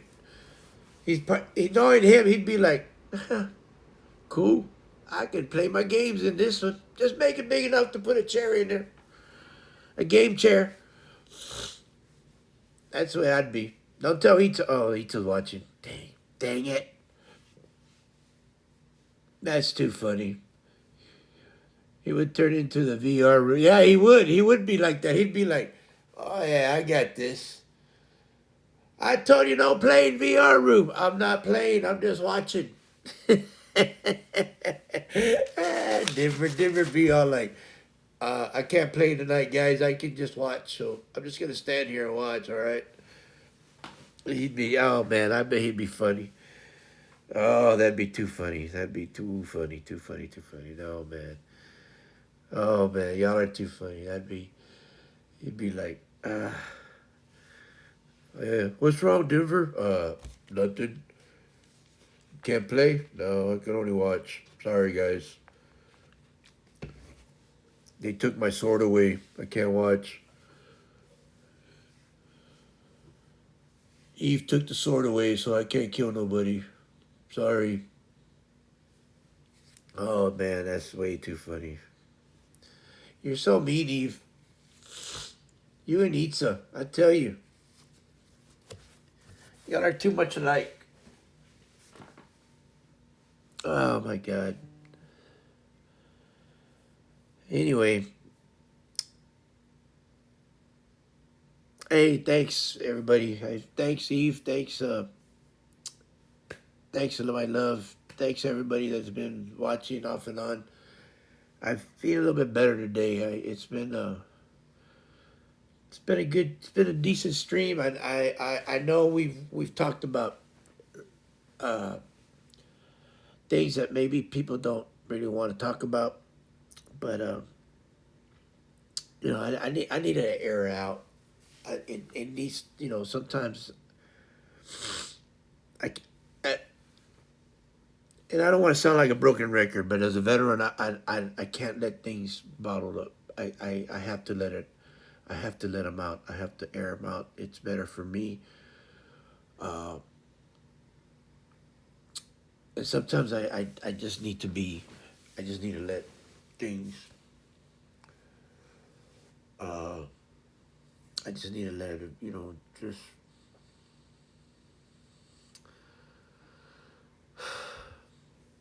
I just need to say what's on my mind. I mean, not that I don't, but sometimes it is hard, especially on stream. I mean, people think that it's easy just to come out and talk about what are what really uh, what really hurts and what really, but and it's not because it became easier for me because I've talked a lot about uh, things with my when I was in when I went to the VA, when I go to the VA, when I used to talk about what happened. But it's different when I'm talking and people watching that I don't know. And I'm glad you're here too, Eve. I mean, you have been one of our biggest supporters, and Dragon too. And uh, it's nice to have people like you. I mean, it's great to have people like you, and it's not easy. People think this is easy sometimes. Just like, wow, this guy comes up here and he talks like nothing. But it isn't just nothing. It's not. It's hard sometimes. Because I feel that I'm not doing. I feel like I'm boring you sometimes, or I feel like I'm not saying the right things. But I guess it's not. I guess sometimes, I mean, no, to be honest with you, I just think it's not about what you feel sometimes. It's about me feeling better about what I'm thinking or how I'm feeling, because I needed to talk. I needed to let things out so that I can feel better today, because it was about what happened. You aren't boring. I just have to keep my toddler from eating in his. I understand that. Believe me, we've been there, done that. Oh my God! But as you're doing these let's chat streamings, a lot of things go through your mind. But I'm really grateful that I get you know 25, 30 views. When I hit the 40s and 50 views, I even have a greater appreciation to the people that have watched it. Uh, sure, I see people that get, that have 600, 700 people watching them, or 1,000 people watching them live.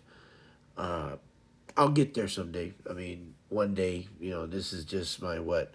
Uh, in reality, I started this on March 28th, and I've only done one, two, three, four, five. This is my sixth cup of JoJo. Uh, uh, oh, okay. Should redeem a hydrate. I've only started doing this. Is my sixth one. Here's a hydrate. Thank you. And I've only done this. I've done it. I've done a few others before that, but I've only done this six. I missed Monday and Tuesday for a good reason, but I've done it basic. Like the last 2 weeks because I wanted to do it a little bit more, 4 days a week, and but this month, for I can't, reasons that I cannot. I just, that I I can't. It's just things that I can't stop. I mean, things that happen. I mean, a death is not something that I can just. I gotta have some respect, and and that's just the way it is. I mean, sure, some people have a lot of people watching them all the time, and I respect that. I think that's awesome. Even I get on them and watch them because I want to see what they're doing. Maybe I can learn from them. But I see some of these guys, and I think they're not doing anything different than I'm doing. They're just talking, and I think it's great, but I don't really see anything different. But uh, me personally, I just keep watching other people, and I think the one difference that they have is that they have like 4 million followers. But then I see that they have 4 million followers, but only you know 600 people watching. I do the math. I don't get it. You got 4 million people following and 600 people watching. I'm like, I don't know. Anyway, y'all can figure that out. Uh, I don't understand that. I had one guy that had 10 million followers and he had 26 people watching. How do you have 10 million followers and you have 26 people watching? And I went through his other reviews. Makes no sense to me either. Yeah, I went through his other videos, and it was just a video that said, that they recommended me to watch, and I just kind of watched. I went through his other videos where he had 100 people watching, 200 people watching. I said, how do you have 10.2 million follows followers, but most of your videos have only, you only had like 26 views, 126 views, 37 views, 300. The most I think was like 300 views.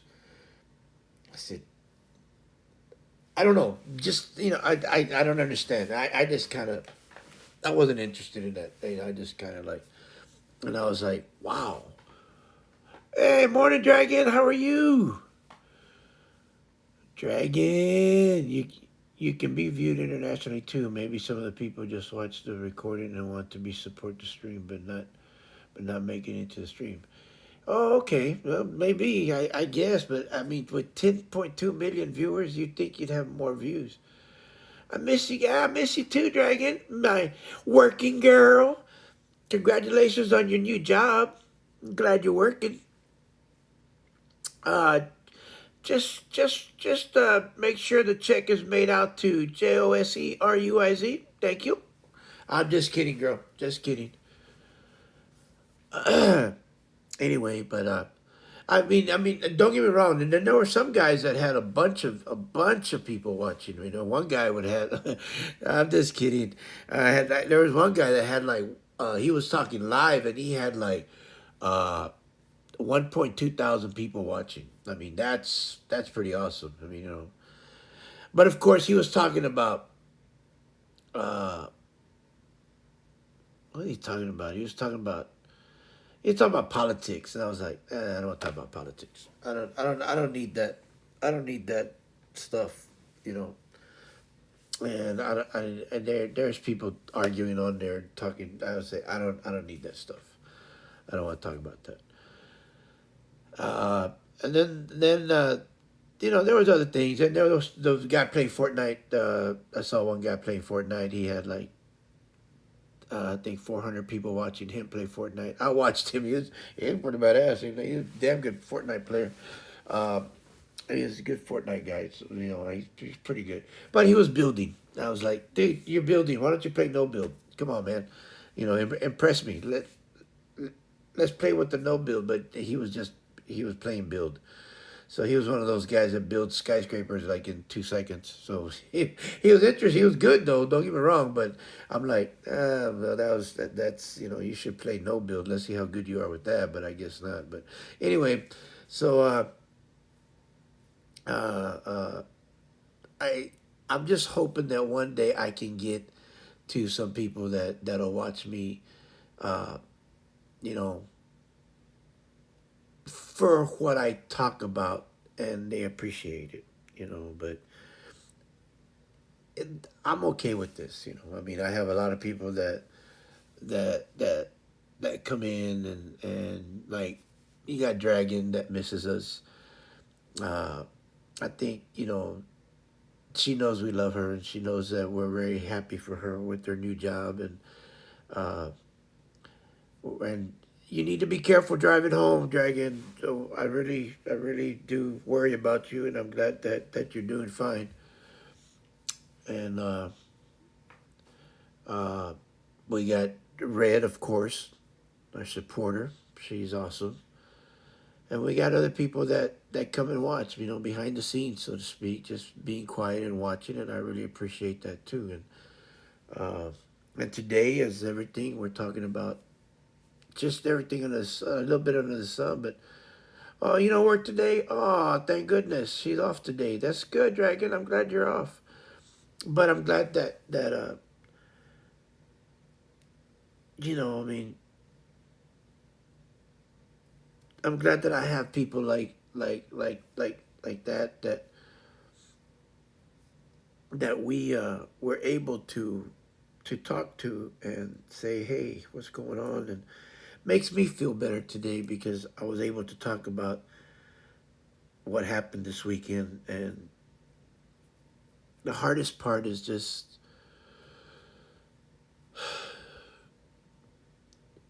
losing the family. Oh, so you work Monday, Wednesdays, and Fridays for now. Okay, well, that's good. That's good. You were on at 7 a.m. my time. Well, wake up and get up, girl. Shoot, that ain't no excuse. You get up at 6.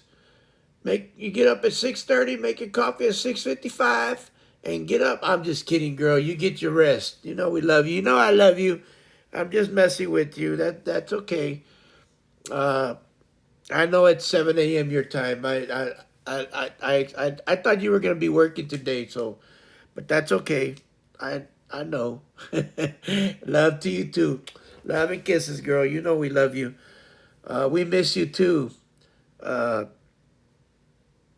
but talking about what happened this weekend and talking about my sister.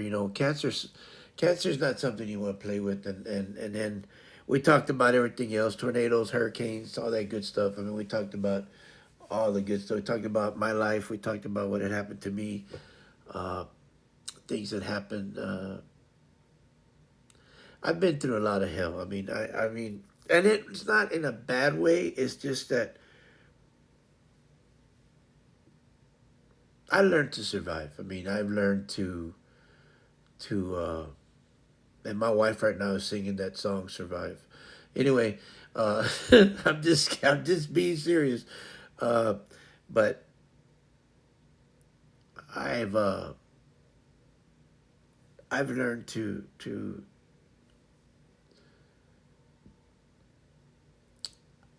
I've learned to make do with what they give me. Yes, I learned. I know you very well, my love. I've learned to do what I have to do with what they give me.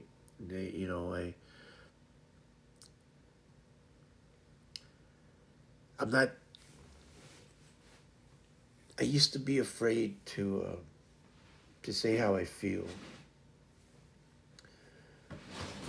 I used to be scared of. I used to wait for my family to okay what I did. My family. I used to wait for my brothers and sisters to tell me, "Oh, you you did good. You did good, Joe. You did good." And 9 times out of 10, they never did. So I always felt bad. But I still loved them. I still wanted them. I still wanted good for them. I still wanted them to be the best that they wanted to be, and be whatever they wanted to be. I still praised them, and I still wanted them. But for some reason, they never. I was always like, and I'm just being straight up. I was always, I was the black sheep of the family because I always strayed away from everybody. I was always the one that, oh, you're such a mess up. You always do this. You're always thinking. I was always thinking outside the box, so to speak. But I was always doing things the wrong way in their eyes. And then one day I just woke up and said, I really don't give a damn what you think. I'm gonna do what I want. I'm gonna do the way I want it, how I want it. And when I did that, I just became better at what I always did. And I got better things than what I had for me. It's like I always tell people, I'm not better than you and you're not better than me. I'm just me. I don't hurt because of you. I hurt because things happen to me, or things happen that I can't control, such as this weekend. There's nothing I could do with what happened. My aunt died. And then it went down and it trickled down to my sister, thinking that the worst could happen to her because she has cancer. So when I stop thinking about what other people think sometimes, and this is such a broad subject sometimes, that when I stopped thinking about what other people started thinking about, such as my family started thinking about me, I became a better person. But didn't stop loving them. I didn't stop thinking about them. I just stopped thinking about what they thought of me. And what I mean by that is that I didn't want their okay or their permission to do stuff, so to speak. Like, did I do okay? And that's what I used to do. Now I'm like, I don't care. Whatever. Whatever you think is what that's your opinion, but I'm gonna do this. It doesn't matter what you think. And when they finally realize that, they realize that Joe grew up, and Joe doesn't really care what we think. And it's not that I don't care what you think. It's just that I got tired of you looking down on me and not appreciating who I was. And yet I always appreciated who you were. And that's what a person is tired of sometimes. But like I said, it's not that I'm better than you or you're better than me. It's just that I believe that I am a good person in some aspects. I think that I'm a better person than some people out there, but I'm not going to go around telling everybody, oh, I'm better than you because I'm this. No, I just think that we as humans think, can be better than what we really are at times because we do we do things that's that are not good sometimes. We say things that are not good. We do things that are not good, but sometimes we're at the heat of the moment and we say bad things and then we think maybe I should have said that, but that's beside the point. We did. My wife sometimes thinks I'm mean because I speak the truth. I say things to people sometimes and they say, well, maybe I should have said that. No, why? Because it's the truth. I told her or I told him that I couldn't do it because I'm not gonna be there or I don't want to go. Period. Or because I don't like you or I don't like your attitude and that's it. It's just the way it is. Period. You know, and I do that a lot to some people when they don't when their kids act up. And yeah, I know it's going to another subject, but I tell people that I and it's sometimes it hurts their feelings because I think you know you need to look after your kid or he's going to get hurt. What are you trying to say? I said, well, what I'm saying is that your kid is doing this, and this, and you don't really tell him anything. And one of these days, somebody's gonna get in a fight, and he's gonna get hurt if you don't tell him to stop telling people like what he's saying. Some kids have a mouth on them, and then another kid gets mad, and the kid pops him, and then the father thinks that well he shouldn't have said no. He said this to the kid, and the kid hit him, and well, why didn't you stop it? Well, it's not my kid, so you know I'm sorry, but I was a little bit too late, and I heard your kid call him this, and the kid got sick of it, and he hit your kid. But to be honest with you, your kid deserved it because your kid's a brat, so just get over it. And the dad gets all mad at me, and I'm like, what are you gonna do? I mean, it's nothing you can do to me. I mean, I'm just telling you the truth. And then the mom gets mad, and then Eats is like, well, why'd you tell him that? Because he's a brat. That's just the way it is. And then they think, wow, you're so mean. Yeah, well, yeah, I'm mean, but you know, well, what if your son was a brat? Well, then I'd take care of that. I said, but as you can see, he's not. So, but if he was, yeah, I expect you to tell me. I expect you to let me know if he's doing something wrong because that's what adults do. But you see, we don't have that anymore. So, you know, I'm just telling you how I feel. That's what some people think I'm mean, and my and in my situation, I think that maybe I am mean. Maybe I am. Maybe I'm not. I don't know. I mean, I don't think so. I mean, but I don't know. I don't really care. I mean, I do, but no, I don't really care. I don't really care. I mean, there's just some things that I just got to say, and, you know.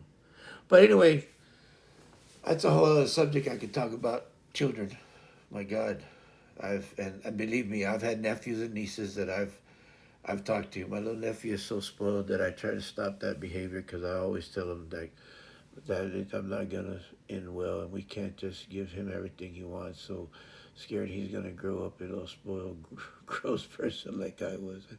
I've seen that parents do get so. You see, and that's just it. I mean, I'm not telling them that to be mean. I mean, well, no, I tell them that because I'm straight up with them, because eventually one of these days there's gonna come a time when somebody's gonna get tired of that behavior, and then something's gonna happen to them. I know because I've seen it.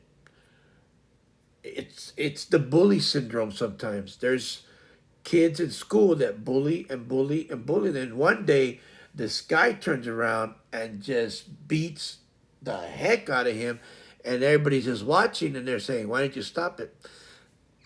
Well, he'd been beating up everybody else. This guy finally comes over. He's bigger than him, and the bully thought he could, you know, this guy gets everything he wants. This time, this dude said, "No, I don't think so." So, kind of deserved it. And then everybody's mad at you because, well, why didn't you stop it? Because, he kind of deserved it, so, I don't really care. And it's kind of like, well, it's your fault. No, it's not. I mean, he gets everything he wants. He's so spoiled. He thinks that he's gonna. Maybe he's not the bully, but he's just so spoiled that he thinks he deserves everything. And if you don't stop it when they're kids, I'm telling you, he's gonna meet somebody one day that's not gonna take his. It's the old classic movie that you see the rich kid or the spoiled kid that finally meets a guy or a girl that, you know, he's just walking by and he just goes up to him and he's like, "Hey, you," and then starts talking to him and wants to fight him. And this guy's like, ex, I don't know, martial arts or whatever. And he just like, "Dude, you don't want to mess with this dude. What? He's just a no good, blah, blah, blah." And then this guy turns around and just beats the heck out of him. And the guy's like, "Nobody does this to me." And it's like, well, he just beat the hell out of you. Now, who is this guy? Well, I don't know. I don't know who the guy. He's just a homeless dude. It comes out to be that he's not a homeless dude. He's just one of the guys that ran away from home and tired of his dad teaching him everything because he was just whatever the case may be. But this guy just met his match and just got beat up. But I'm just saying that sometimes if my dad always said it starts at home. And I've always believed that. And I think it does start at home, and it starts with the parents. The parents do get so mad, yeah, and like you said, the parents get so mad, and I get so frustrated at things like that. And no, I don't. I'm not. Christian is only 16 years old. I don't know how Christian's gonna grow up. I mean, turn out. I don't know what his adult years are gonna be like. So I don't know how my parenting's gonna come out yet.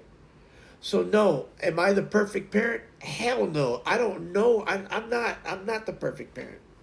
I don't know what kind of parent. I mean, as of right now, sure, we're doing a good job. But I don't know what it's gonna be like when he leaves to go to college. I don't know if he's gonna take it on himself and say, "Dad and Mom told me to do the right thing. Dad and Mom told me to do this instead of that." It's gonna be his decision because we're not gonna be there 24 hours, 7 days a week with him. We're not gonna be there for 24/7. We're just gonna be able to pray and tell him, "We've taught you everything that we could have taught you to do the right thing. When you leave this house and go to college, you're going to have to make the right choices." If he doesn't, guess what? It's consequences. Yeah, I'm going to be sad and happy, but sad. Yeah, like Ita says, and I understand that when he leaves. I understand that. But my thing is that he has to be the one that makes the right choices. We teach him, like my dad said, there's going to be a Y on the road. You take this track and you're going to be on the wrong track. This track is going to take you to nothing but pain and misery. You're going to be You're gonna go through jail. You're gonna go to prison. You're gonna be in trouble. You're probably gonna end up either dead or in prison or in trouble or homeless or worthless. Worst thing, you're gonna end up dead or in prison. That's it. That's what he told me. That's it. If you take this track right here, you're gonna understand what the right thing to do. Sure, you're gonna get off the track. Everybody gets off the track. You're gonna get off the track, do the wrong thing every once in a while, but you're gonna realize, hey, no, I messed up. Let me get back on track and move forward. But this track, you're going to be okay because you're going to live and learn what's right and what's wrong. This is where you learn what life is about. But you chose the right track. You're going to get off the track every once in a while. You're going to fall down. You get your butt up, dust yourself off, and keep moving. But you learn from your mistakes. You're going to fall off. You get up, dust yourself off, and you get back on the track. But you learn from what you did wrong. That's the track you want to be on. You got two tracks. You got one of disaster, destruction, death, prison, foolishness, disappointment. It's what you want. Then that's where you're going to go. Well, you got this one. You get off the track every once in a while. We are teaching consequences now. I tell him that every action has a consequence, whether it's positive or negative, and it's his action. Decisions have consequences, everyone. That's what we teach. Exactly. Red, I say that till I'm blue in the face. I say that all the time. Itza and I talk about that all the time. And I tell, and we even joke about that. Itza and I tell Itza because we tell Christian all the time, remember, for every action there's consequence. For every decision there's a consequence. For every action there's a negative or positive reaction. That's just the way life is. It doesn't matter. If you decide to do this, remember, something over here happens. For everything, something you do this, something over here happens. You make this decision, there's either a positive or negative reaction. For every there's a consequence. There's always consequences to every decision or action that you do, whether it's positive or negative, every time. And Itza and I joke about it, and I tell her, "Oh, you gonna watch that show? You know there's gonna be consequences, right?" What? What do you mean? I'm just telling you. I'm gonna watch. Like when I watch a show, right? I watch a lot of Netflix, and I like the Korean shows, and I watch a lot of martial arts, and a lot of them are they're not dubbed, so you have to read the whatchamacallits, what's that, the caption, right? And Nita's like, "Oh, you're gonna watch that? No, I don't like reading the caption." I said, "Remember, babe, if you start watching it, you're gonna be invested in it, and there's consequences." And she's like, "Whatever." And then yesterday I was watching the show, and sure enough, she's all like, I said, "Your consequences, right?" And she starts laughing. She goes, "Shut up! I can't believe you." I said, "You see, you get caught up into it." But she's reading the text on there, and she's like, "Oh my God!" I said, "Well, you're the one that got caught up into it. I told you I was going to watch this show. It was about martial arts. A girl looking for the people that killed her dad. She was a pretty bad. She was awesome at martial arts and all this stuff, and she had a great teacher. Blah blah blah. Great master. He was awesome. Older man. They're always old, long beard. The one Christian wives with long beard. Uh, and it was a great show. But then she had to leave because she had to go teach Christian history. And then she was all, "Well, did he kill him? Well, did she take care of him? Did she do this?" And it was funny because I was laughing, and I was like, "Well, I thought you didn't care." "Oh no, but did?" I said, "Well, yes, babe. Everything happened. Everything that you did, you know." But it's funny because we talk about consequences. Every action has a reaction. It's negative or positive. But we have to teach our children that you are invested. Yeah, that you are the one that has to remember what we've taught you. Once you grow up. Now, like I said, do I know what Christian's going to turn out? No, I don't. I don't. Is it painful if he turns out a bad person? Yeah, of course it is. It's my son. I mean, that's just, oh, I don't even want to think about that. But I'm hoping and I'm praying that I think that we're doing a great job as a mother and father that he's going to go into the right track. But I don't know that. Nobody does. Nobody knows that. But we teach and we pray that everything he does is on the right track where, yes, everybody, we all do it. We've done it. We've done worse, bad things. I mean, things that we don't even want to speak of, where we fall off the track, but we get back on it, and then we continue into the right path. You know why? Because we learned, and we continue the right path. Oh, we have pain. We have pain of what we've done, but we continue and we go. And then we meet people, whether it's the people we met as friends or up there or on stream, and we can talk to and we can joke with and we can have fun with, and they give us peace and they peace of mind, and we can talk to them. And like Itza always, like I tell Itza, we're invested in them. It's a word that I use with her all the time. Now we're invested in Dragon and we're invested in Red. Why? Because we love them and we know that we can talk to them. And we know that no matter what, we can always ask them, hey, can you lend me your ear so that I can talk? Or they can vice versa. We can hear, they can talk to us. They can call us anytime and we can call them anytime. We love y'all. That's all there is to it. There's no, oh, can we, you think we can't? No, you can. You are invested. We are invested in you, and you are invested in us. That's all there is to it. We are friends. We are family. Then that's all there is to it. And yes, Itza right now is singing "We Are Family." So please enjoy.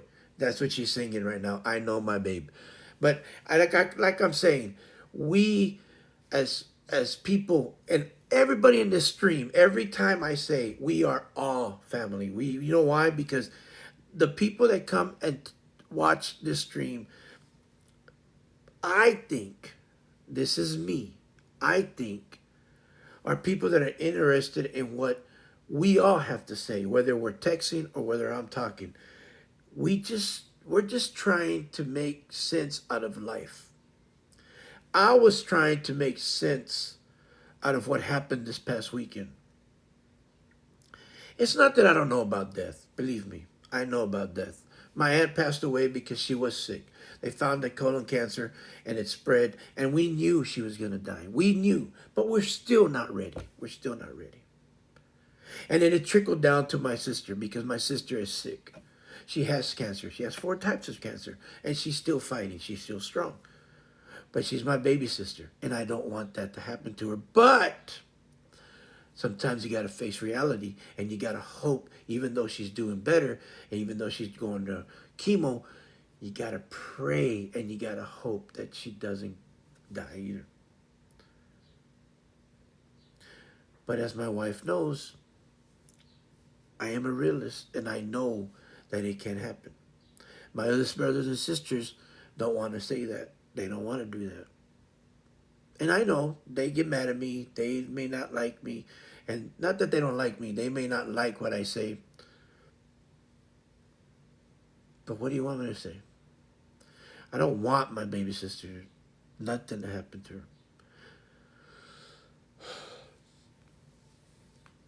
It pains me because it's my sister.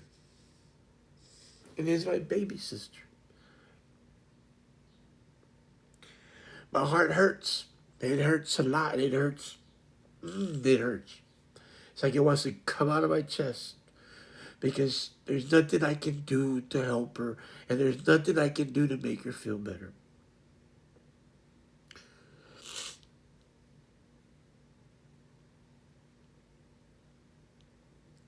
It's just,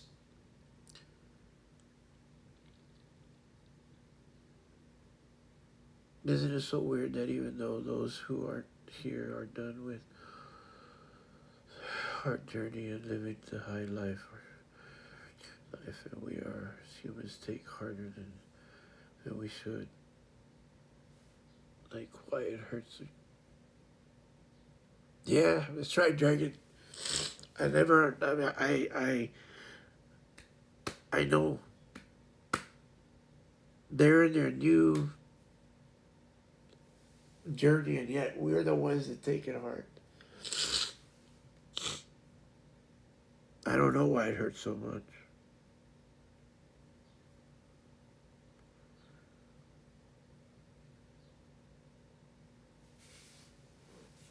I don't know. I don't. I don't.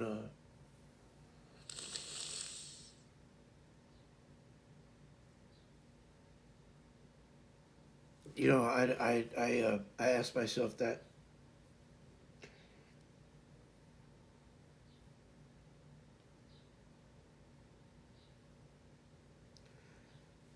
And I can say it again. I just wanted to talk because cancer does suck.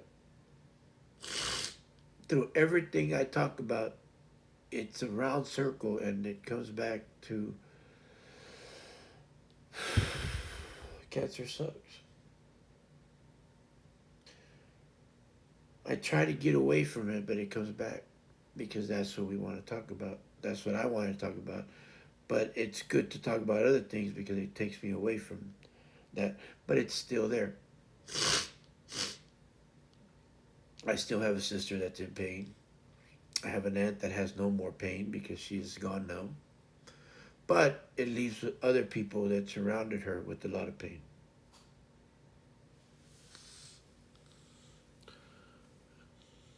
I love you too, Dragon. Love you too. I miss you, girl.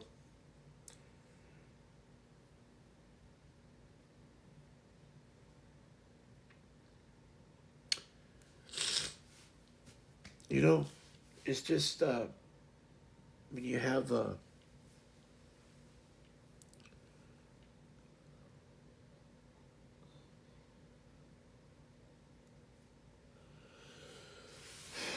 when you have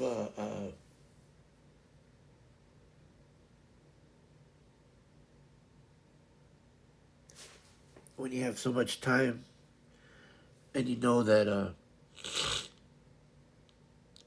I was counting that other day couple of days ago.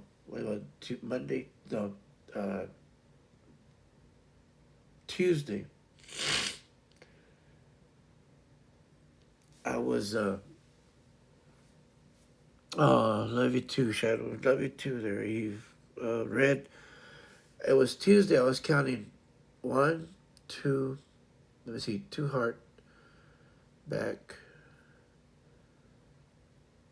shoulders, abdomen.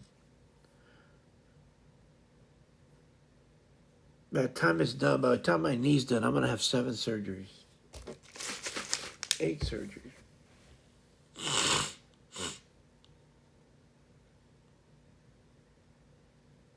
Wow, man, that's a lot of.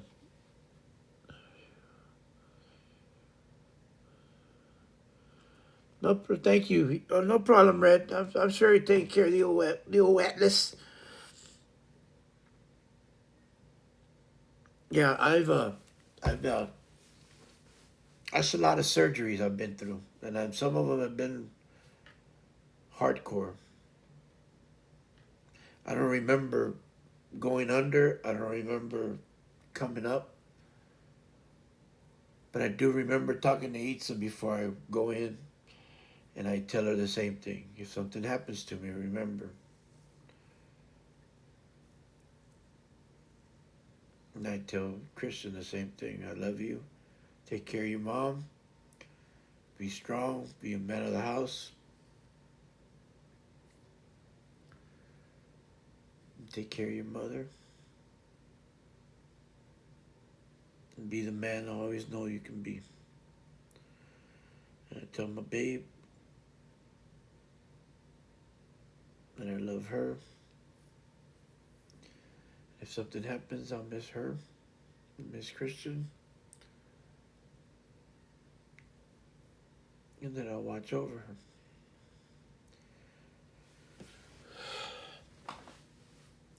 And I always tell Itza, I said, I'm not afraid of dying. It's not that.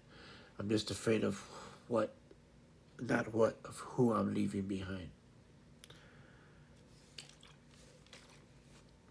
And it's not that well, I'm a man, I'm not afraid of, no, it's not that. It's just that I've come to an understanding and I've made my peace that I know, a long time ago I've made my peace that I know that that's part of life.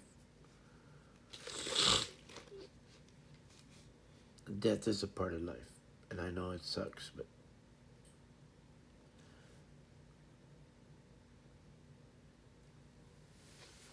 I just hate the thought of leaving wonderful people, my wife, my son.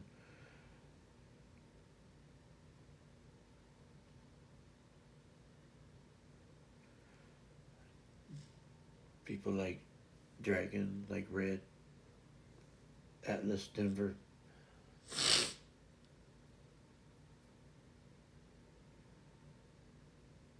It's just, it's just hard to make sense of things such as cancer taking people away that are still so full of life. And then having somebody like my sister that has so much more to give, and it's taken her. But yet she fights so hard. She's such a fighter.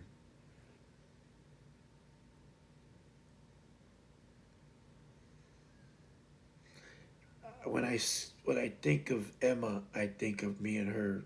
Every time I say her name, Emma, I think of her and I on the baseball diamond playing softball, and just watching her throw from third base to first base, and then watching her hit the ball, and running and talking talking smack to the other players because we all knew each other, other team, and then they're like, "Oh, your brother and your sister, oh, y'all brother and sister team," and they knew us. They knew that we were brother and sister. And some of the guys would come up to me, and goes, "Hey man, I want to ask your sister." I'm, well, why are you asking me? Why don't you go ask her? I'm not. I can't talk for her. And they're, well, I thought you'd get mad. Why am I gonna get mad, man? Dude, she's old enough to tell you no or to tell you yes. I can't. And I laughed because they thought I was gonna say, "Well, what are you doing?" I don't care. She wants to tell you. And now to see her in so much pain, it's just. So yeah, yeah. It's one of those. It's one of those things. I'm still gonna do the fishing stuff. I'm still gonna do it. It may take a little bit, but I'm still gonna do the fishing. It's just that you know I want to do this tomorrow. I'll talk about something else, and then we'll see. We'll probably fishing next Monday again. I'll do the Monday thing.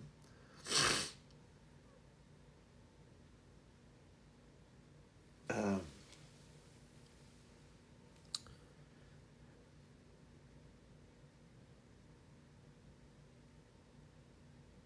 I do want to say thank you to my wife. She's been the most, especially here at the house. She's been. my wife and my son have been so supportive to me, and they've always been there for me. And I've been, I just been so I've been kind of quiet. I've been, like I said, I've been walking up and down. I've been my knee been hurting, but they've been there for me. Uh, but I've been there. My wife has been quiet too, so we've been kind of talking off and on a little bit. But she's still teaching my son. She's been playing teacher, not playing teacher, but she's been teaching my son.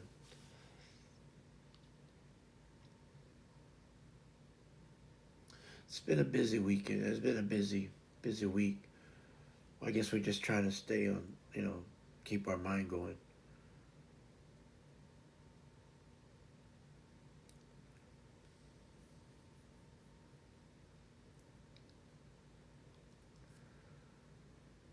But I mean, I don't know. I don't know what else.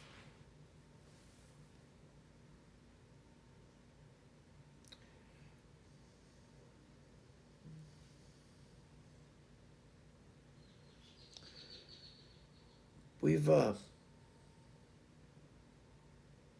we've talked a lot about a lot of things. I've gone off subject on some of them, but that's Papa JoJo for you.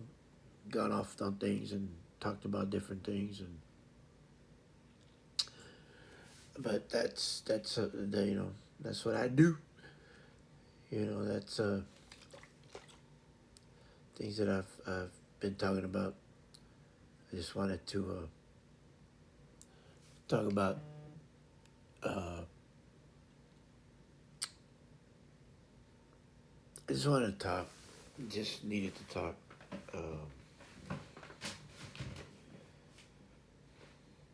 Wanted to kind of feel a little better.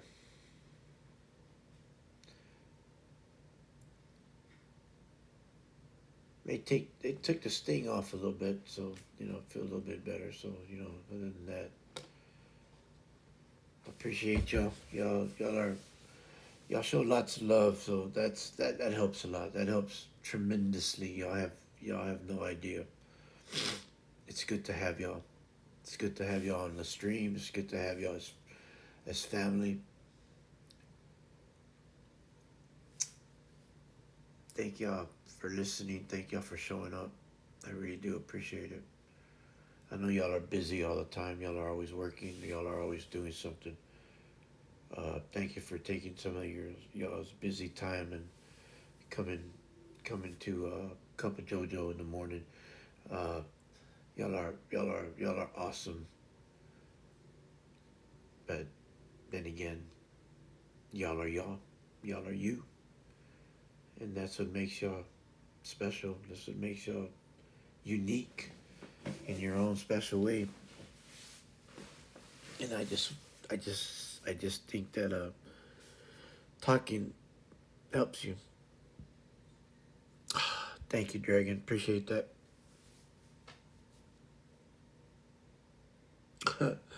Love the glasses. Oh my god.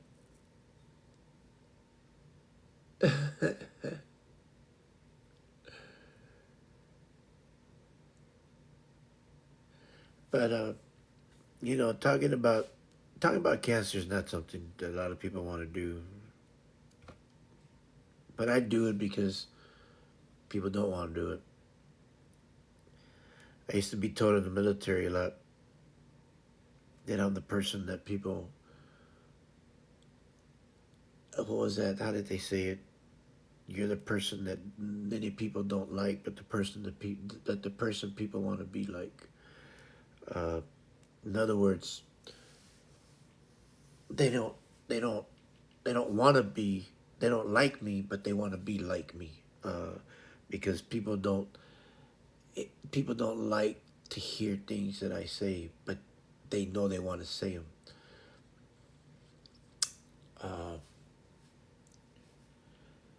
It's like I would say things. I would say, "Well, I was thinking the same thing, but I didn't. I thought it was. I thought it was a. I think it's a bad thing to say." I say, "Why? It's the truth."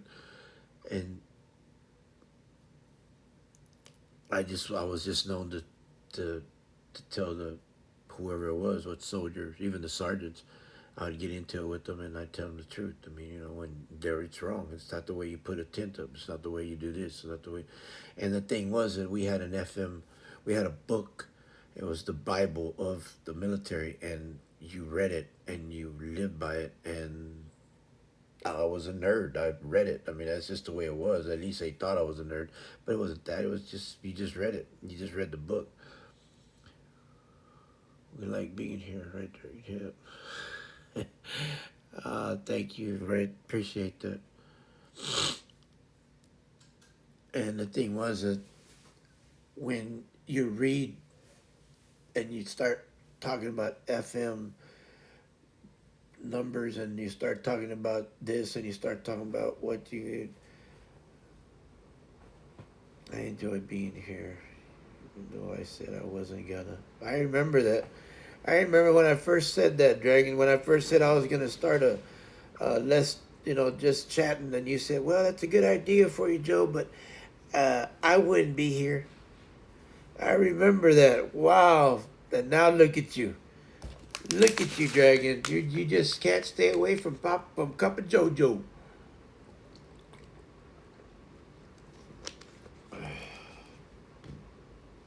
Oh, that's funny.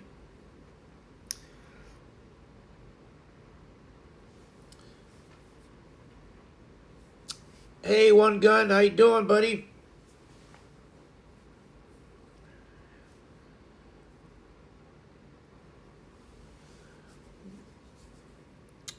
And like I said, I mean, it's just one of those things that, I mean, I don't know. It's just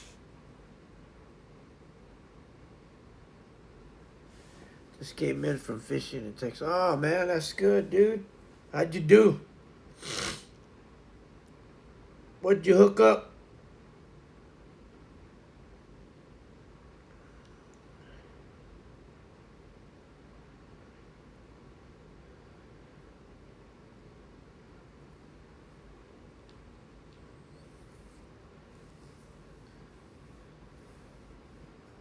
Sand trout, sand trout, sand trout. Hey man, that's some good fishing right there.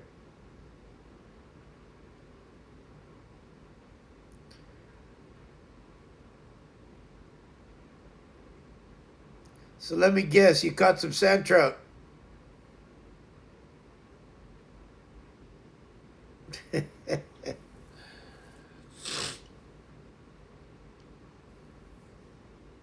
Black bass of the spot you were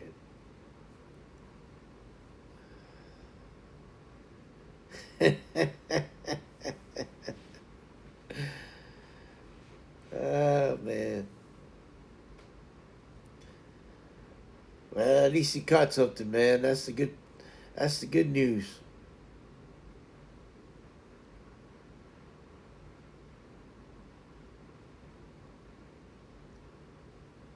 Texas City.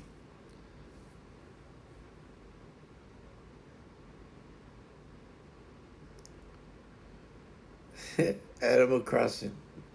Black bass. That's funny.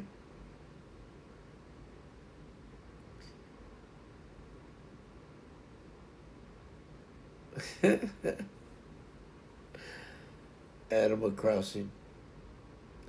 Damn, I bet my Animal Crossing people are mad at me. Hey, Red, you better get your axe ready, because you know what's her name's mad at us. Oh, Isabel. I haven't seen her in a while. Another black bass.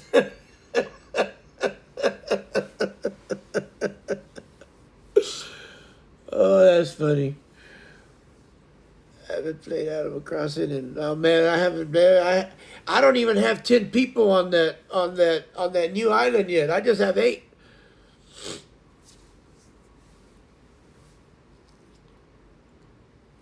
Oh my God. It's Ito's fault. I still gotta go hunting. I probably gotta go pick up all that grass. That's funny. Oh my God. Well, at least y'all making me feel better today. Y'all making me feel a lot better. I appreciate that. Appreciate y'all making me feel better, man. Golly, it's already afternoon here. It's already 12:16 and 12 what? 12:10 this year. Man, I tell you. Well, I know you just got in, but I think I'm gonna wrap it up now. I'm gonna go ahead and I just want to tell y'all I appreciate y'all listening to me. I know cancer is a harsh thing to talk about. I know that it's not easy. It's not easy to hear about cancer. It's not. And if you've ever gone through it, and if you've beat it, you are a hero to me. You are a badass. You are awesome.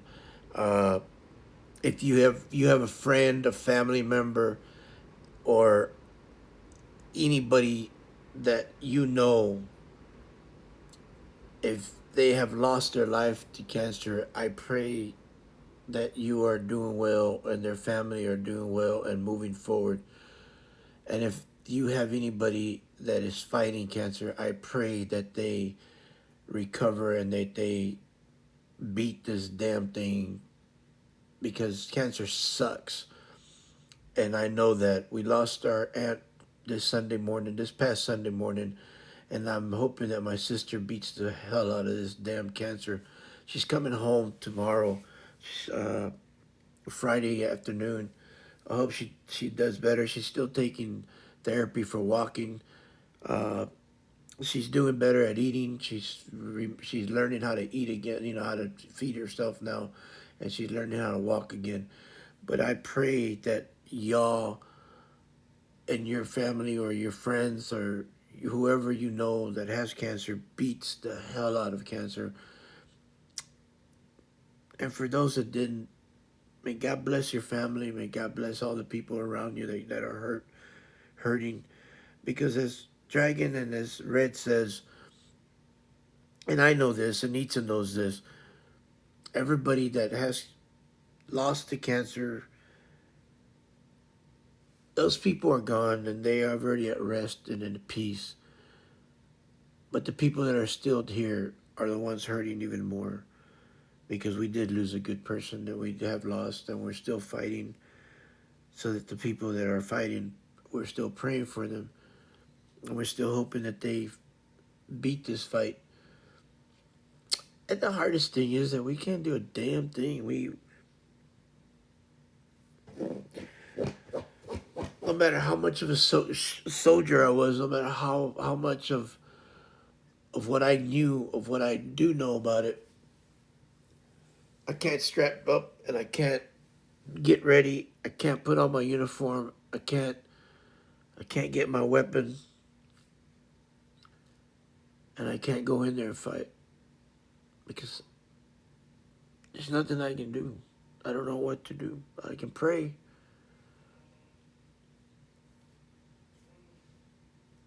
but I can't fight. Like that's the only fighting. And I don't get me wrong. Praying is one of the best weapons that I have. Don't get me wrong. That's my that's my strongest weapon. But man, if I could use my military training and go in there, and I would. I'd go in there and save my sister, bring her out healthy, bring her out where she can walk, laugh, smile, play ball with me. I would, but I can't. God damn it. sorry about that. Damn, it hurts. But you know what? I thank y'all for being here. I appreciate y'all. I love y'all.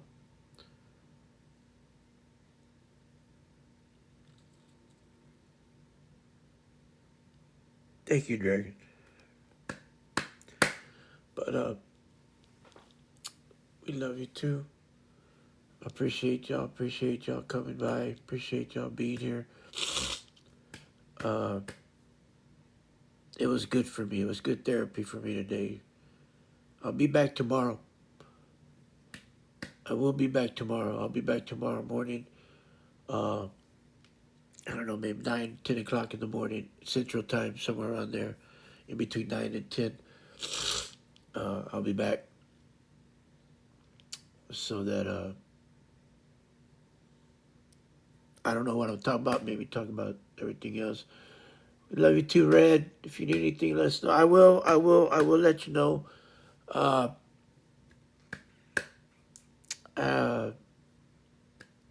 Just pray for my sister Emma. That's what I need. I just need prayers. I just hope that she's okay. She's fighting brain cancer, bone cancer, ovarian cancer, and breast cancer. Damn. Holy shit. It's a lot of cancer. But she's a trooper. She'll be fine. She's a trooper. She's gonna be all right. Love you too, baby. Get all them hearts. Get all that love. So much love on this stream, man. So much love on this page. You're gonna be fine, Emma. Remember this, sis. A lot of love on this page. You got a lot of love in the family. You got a lot of love in our family over here too. You got a lot of family, sis. You got family all over the United States, girl. Damn. Just be strong, baby girl. Be strong, baby. Be strong, little sis. You'll be all right. You'll be fine, babe. Anyway, y'all take care. There's a cup of JoJo. I'll see y'all tomorrow morning, maybe about around 9, 10 o'clock in a.m. in the Central Time. Dragon, up and early in the morning, 6 o'clock, girl. Be practicing with your coffee, all right? Just kidding. Anyway, y'all be good. I'll talk to y'all tomorrow morning. Love y'all. And y'all take care of yourself. Atlas, Denver, you take care of yourself. Red, take care of yourself. Bunker down on them tornadoes, girl. Take care of yourself. Love y'all. And we'll see you tomorrow morning. All right. We'll talk to y'all later. Have a good one. We'll talk to you later. Lots of love. See y'all later. See y'all later. Bye-bye. See ya.